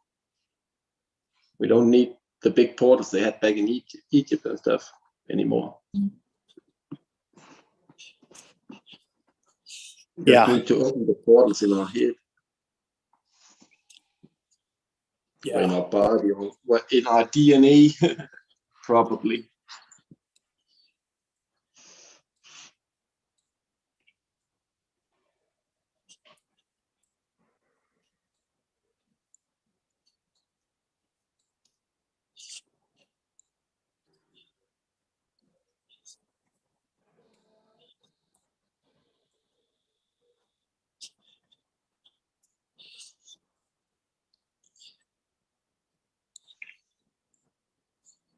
Yeah, we're both the portal and the boots on the ground. Yeah.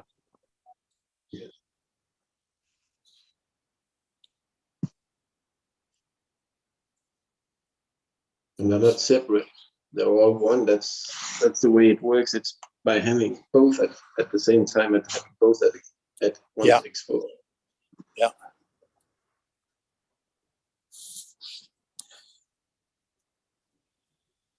That's what we were led to believe, that it was all separate. It's that part of that part of that part. No, it's all one.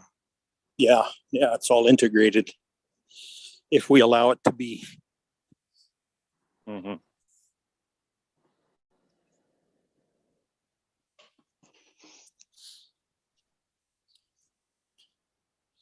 That's been a big life theme for me, is learning internal integrity.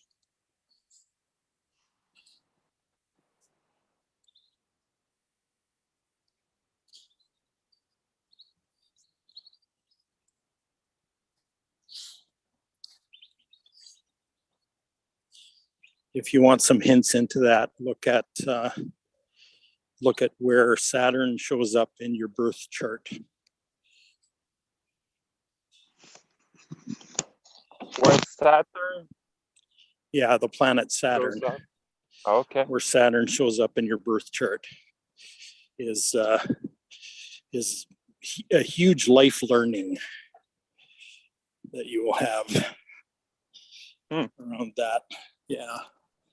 Mine is gene key 26, which is about it's about integrity.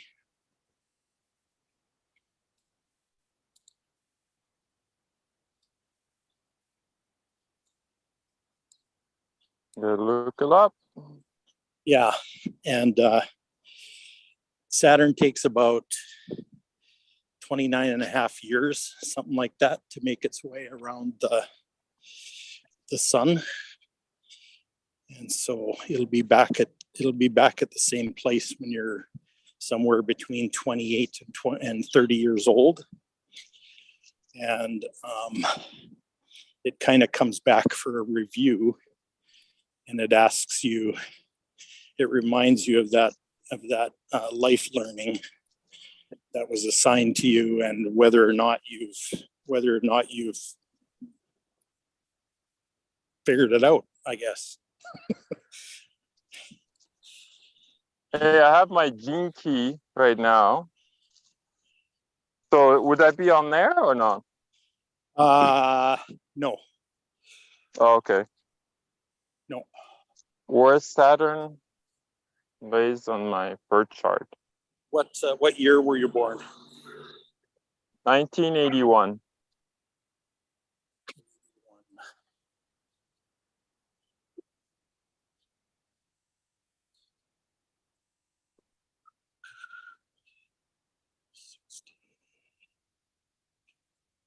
Yeah, it's either in Libra or Scorpio.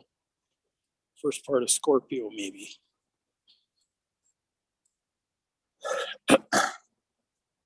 Okay. So that'd be gene key 1 maybe, or 28 maybe.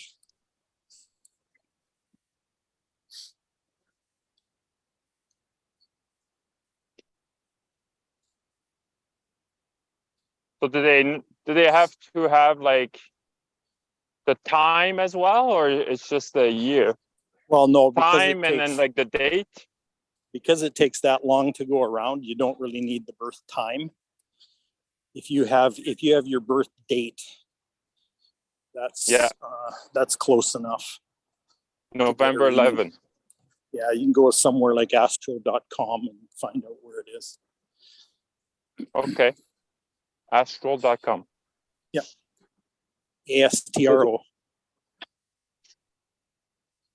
What's that? What does it tell us? I didn't get it. When Saturn is It tells you where the planet Saturn was when you were born. and how does it affect us? Well, at the time you were born, all the planets affected you. Mm-hmm. It's called an energetic imprinting. And Saturn has its own. Yeah, Saturn has its own themes. Each planet has its own themes. Yeah. Mm-hmm. Like I was born in 66. 66. Yeah. Yeah. So let me see. Probably.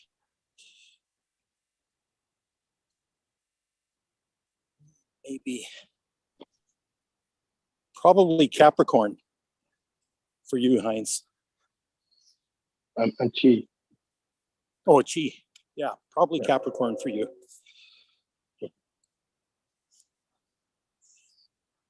Yeah, I gotta look that up. Sorry, Chi, you sound like Heinz. I know, that's what I said the first time I heard them. Yeah. We were from the same You part guys of hang Denmark. out too much together. The Danish accent. Yeah.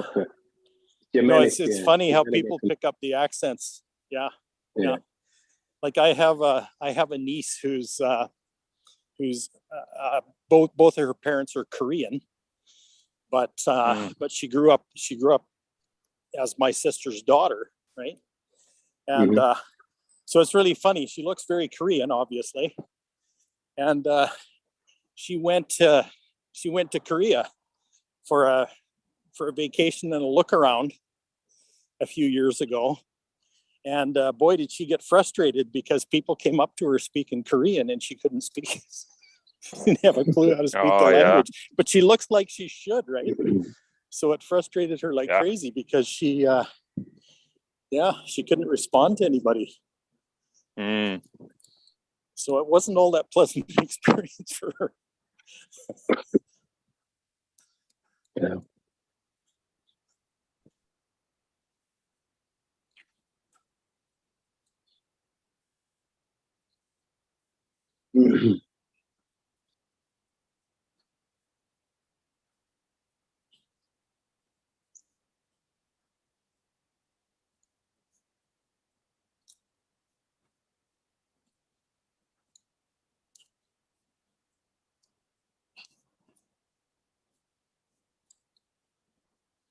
So anyways, I was going to say about Saturn.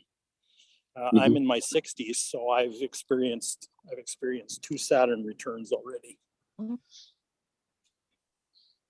there'll be another one coming in about 25 years.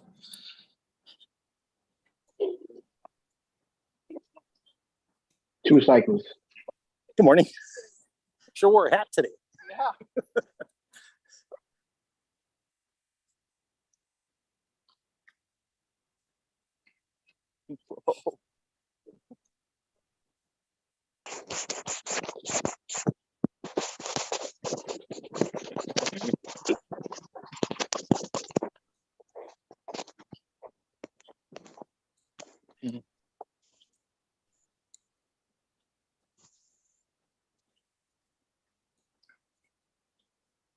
So how old are you, Craig? I'll be 65 next month. Wow.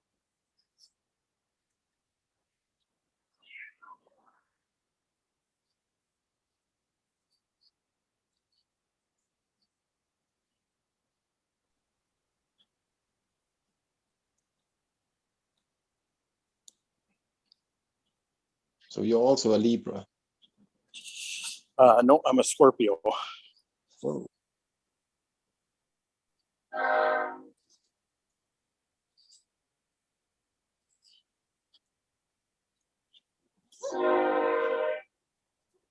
Yeah, I got a weird birth chart.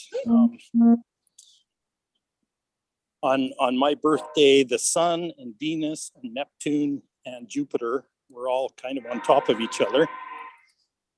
And I also have Mercury in Scorpio as well. So I got 5 planets there. Wow. Yeah.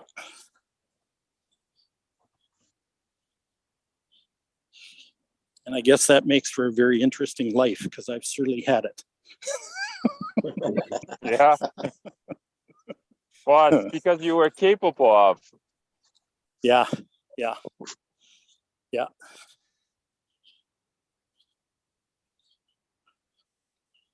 Yeah, your birth time is very significant and it's very intentional.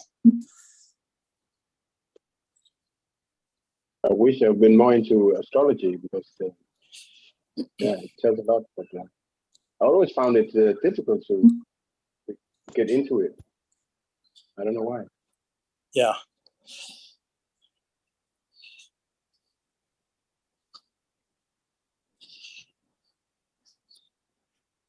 Yeah, we're talking about a few technologies like that. Like in this group, we've been talking about them for the past 2-3 months. And, there's a bunch of things that are interrelated. Yeah. In fact, the Chinese I Ching and the gene keys and the chakra system and the Kabbalah and human design and astrology, all those things are kind of merging together right now into one kind of body of knowledge. And tarot and numerology and yeah, tarot and numerology are kind of in that same category too.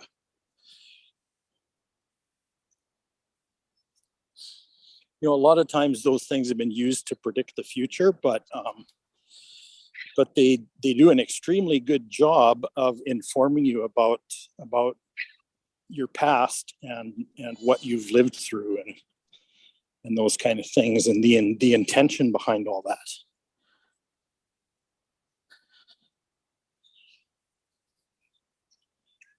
Yeah, it's funny. There's connection in everything. Whether the number of the house you're living in, or the name of the house, or your own name, it's all connected some way, somehow. Yeah, all that stuff is significant. Oh, and there's another part of it too, the Akashic records. Oh, yeah. Yeah. Can't forget that one. No. Yeah. Yeah, that's very insightful too.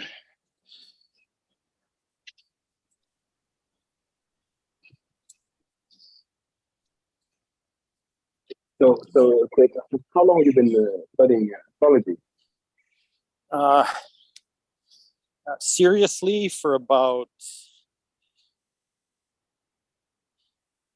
well, to be honest with you, about since I had that auto accident, I started looking into things. So yeah, since early 2020. Wow.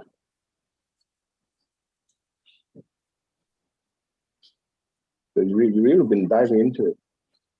Yeah. Oh yeah. Yeah, when I get interested in something, I really dive in big time. Yeah, sounds interesting. What's your source? Yeah, so it was initially I kind of stumbled into the gene keys, which actually it cross-references the 64 hexagrams of the I Ching with with the DNA combinations, with the protein sets of 4. There's 64 sets of 4 amino acids in DNA, and those have been connected to the 64 hexagrams in the I Ching. Yeah. And the hexagrams are very old, like we're talking 4,500 years or something like that. So who would have known that they had the technology for programming DNA that long ago? Yeah. Yeah, and we think all this stuff is new, which is really funny.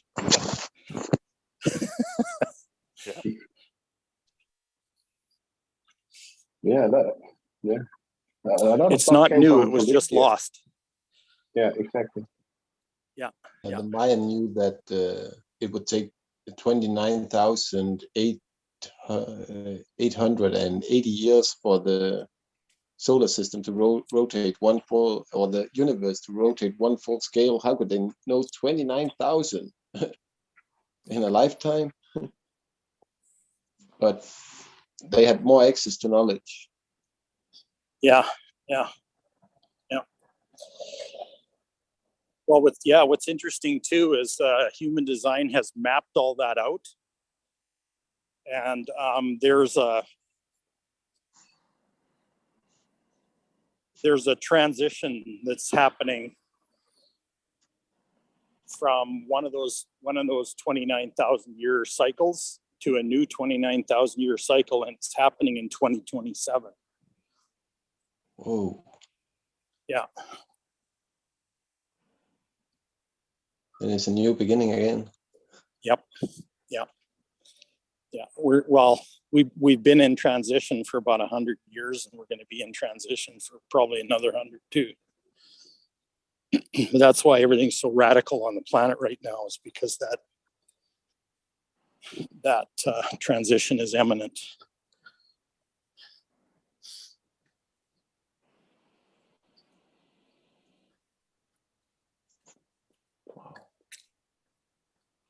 Is there a book you can recommend to get a start on this knowledge? Oh. One book. What the 2027 transition? Oh, there's a few books. There's a few books about it, but it's not really that widely known.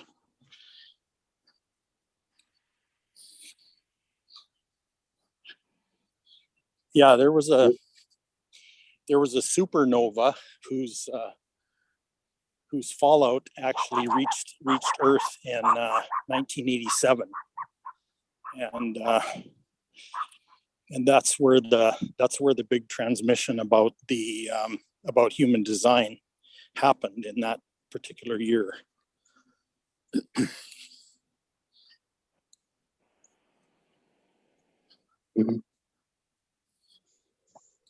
So that might be a good way to start, is look up supernova 1987A. Supernova.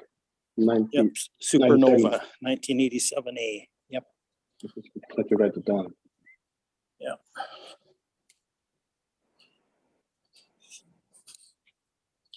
And the thing is, since that time, the sun flares a lot more frequently, and those flares come to Earth, and they affect us here. Those kind of things. There's been a lot of galactic phenomena, and planetary phenomena, and that kind of thing. That's changed since that fallout from that supernova hit us. So it's supernova 1997. 1980. 1987. 1987. Yeah, 1987A as in alpha. Alpha. Okay. Yep. Thank you.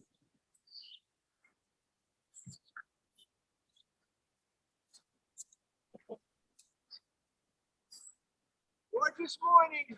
Oh, yeah. We made it through another summer. Yay. Yeah, well, exactly. I was just going to say that it's finally like cool enough to walk when the sun's out. Have a good day.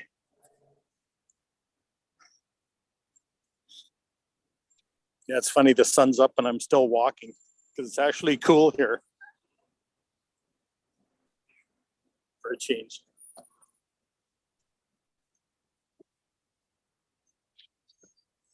So yeah, Supernova 1987A. Yeah, got it. So even think of where you were and what you were doing in 1987. Yeah, I was in naval. I would say. I was sailing around the world at that time. Yeah. Wow. How you say naval merchant? Yeah. Was there a major life change that happened following that? Yeah. After that, I moved to close to Heinz. Yeah. Interesting. And yeah, just feel like a new beginning. But, I moved to a new part of Denmark. Yeah, I stayed here since. That's why we got the same accent, because we live in the same part of Denmark.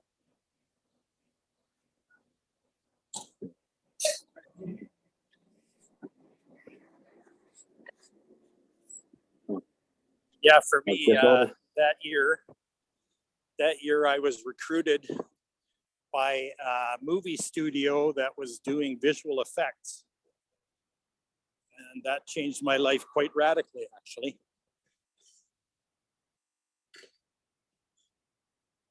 Good morning. Yeah, it's just muted. Yeah. Yeah, that was a bit of a trajectory change.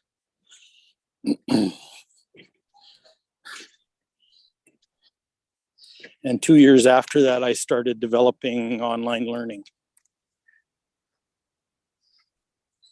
Online learning, yeah, since 1987.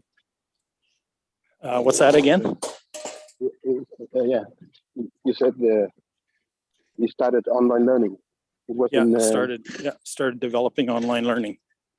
Yeah, I just got interrupted. You were a pioneer. What's that? You were a pioneer then, one of the first. Yep. Yeah, that was long before the internet. But you think about things that happened toward the late 80s, early 90s, like Soviet Union collapsed. Mm-hmm. The internet started up. A lot of things happened in that, in that 10 years, like from 87 to 97. Really, really major things on the planet.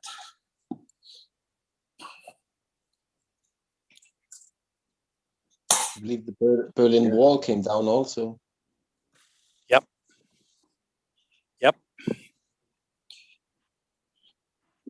Yeah, like who would have thought that in the mid 80s? Who would have thought that the Berlin Wall would have come down within 10 years? Wow. Yeah. That wasn't even on the radar. Mm-hmm. And the fall of the Soviet Union wasn't really on the radar either. Right.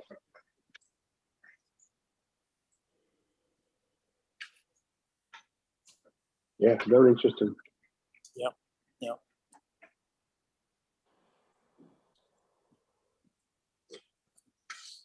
See, so when you find some kind of astrological phenomenon, and then you look back at it, you realize that it had an influence.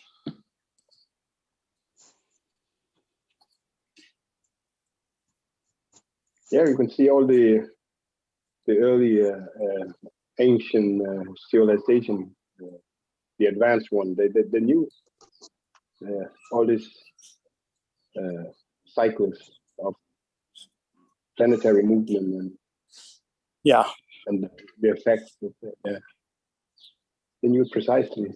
They were using it for all purpose, and They lived by it.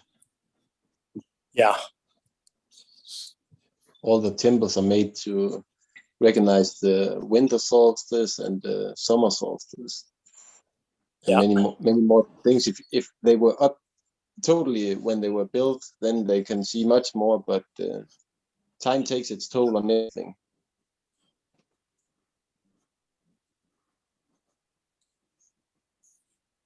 You know, what's interesting with these kind of things is the logical mind has a really hard time acknowledging these kinds of things because they don't really make sense with respect to how we normally think about, you know, like even especially things like world events, right?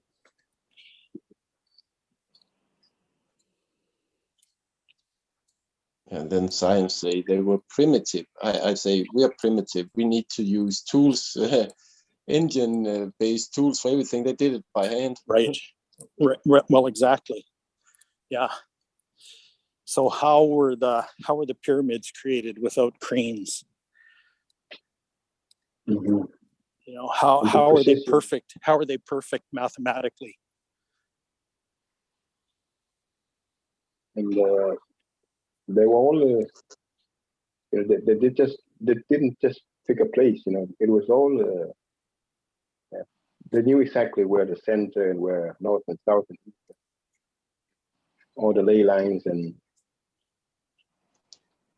Knew it needed running water. They were high advanced. Oh yeah. Oh yeah. Yeah, there's a lot of evidence that early human beings were way more advanced than we are. Where did that knowledge come from? You know, they couldn't evolve from stone man to high civilization just from one day to another.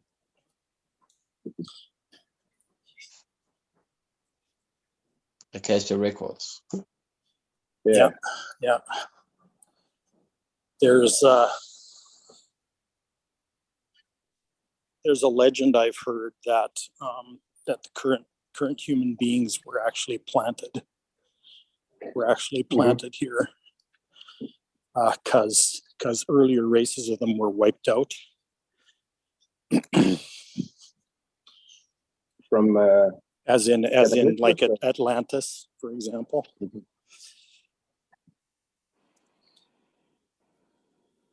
And the pyramids they found over at the United States, they found the pyramids that's even older than Egypt, just 200 meters below water.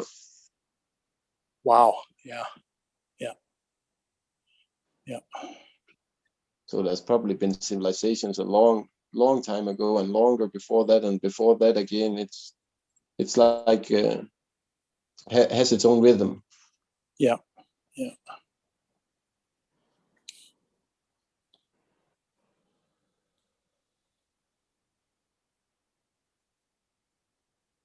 Yeah. So anyways, I'm really curious about all this stuff because it seems like we're starting to remember like where we came from and you know, what kind of capabilities we have as human beings.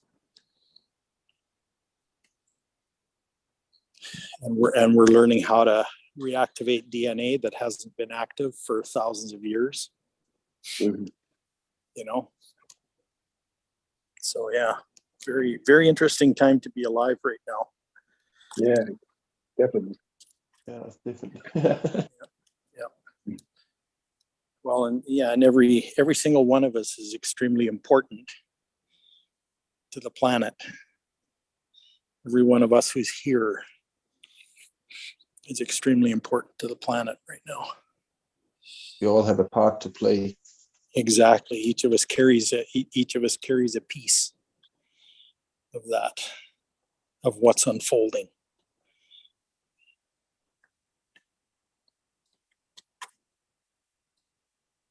You know, and besides that too, each one of us is clearing up a lot of crap that has obscured the truth for thousands of years, right? So yeah, I find all this really fascinating. Yes, it is.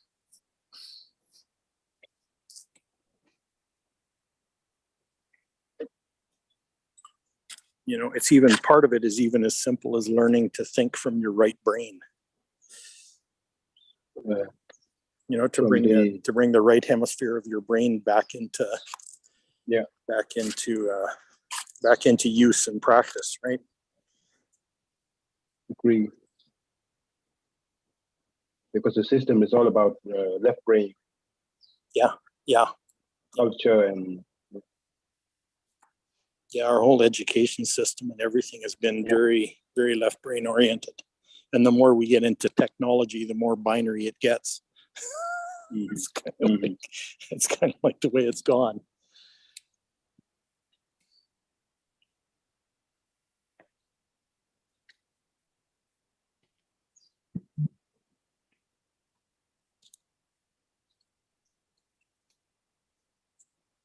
Oops, I gotta go. My battery's going. Everyone have a great day and take care.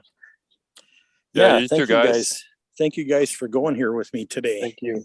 It's been really Thank fun. Thank you for the interesting talk. It was really enlightening. Yeah, you too, Chi. Thank you. I think that was Heinz.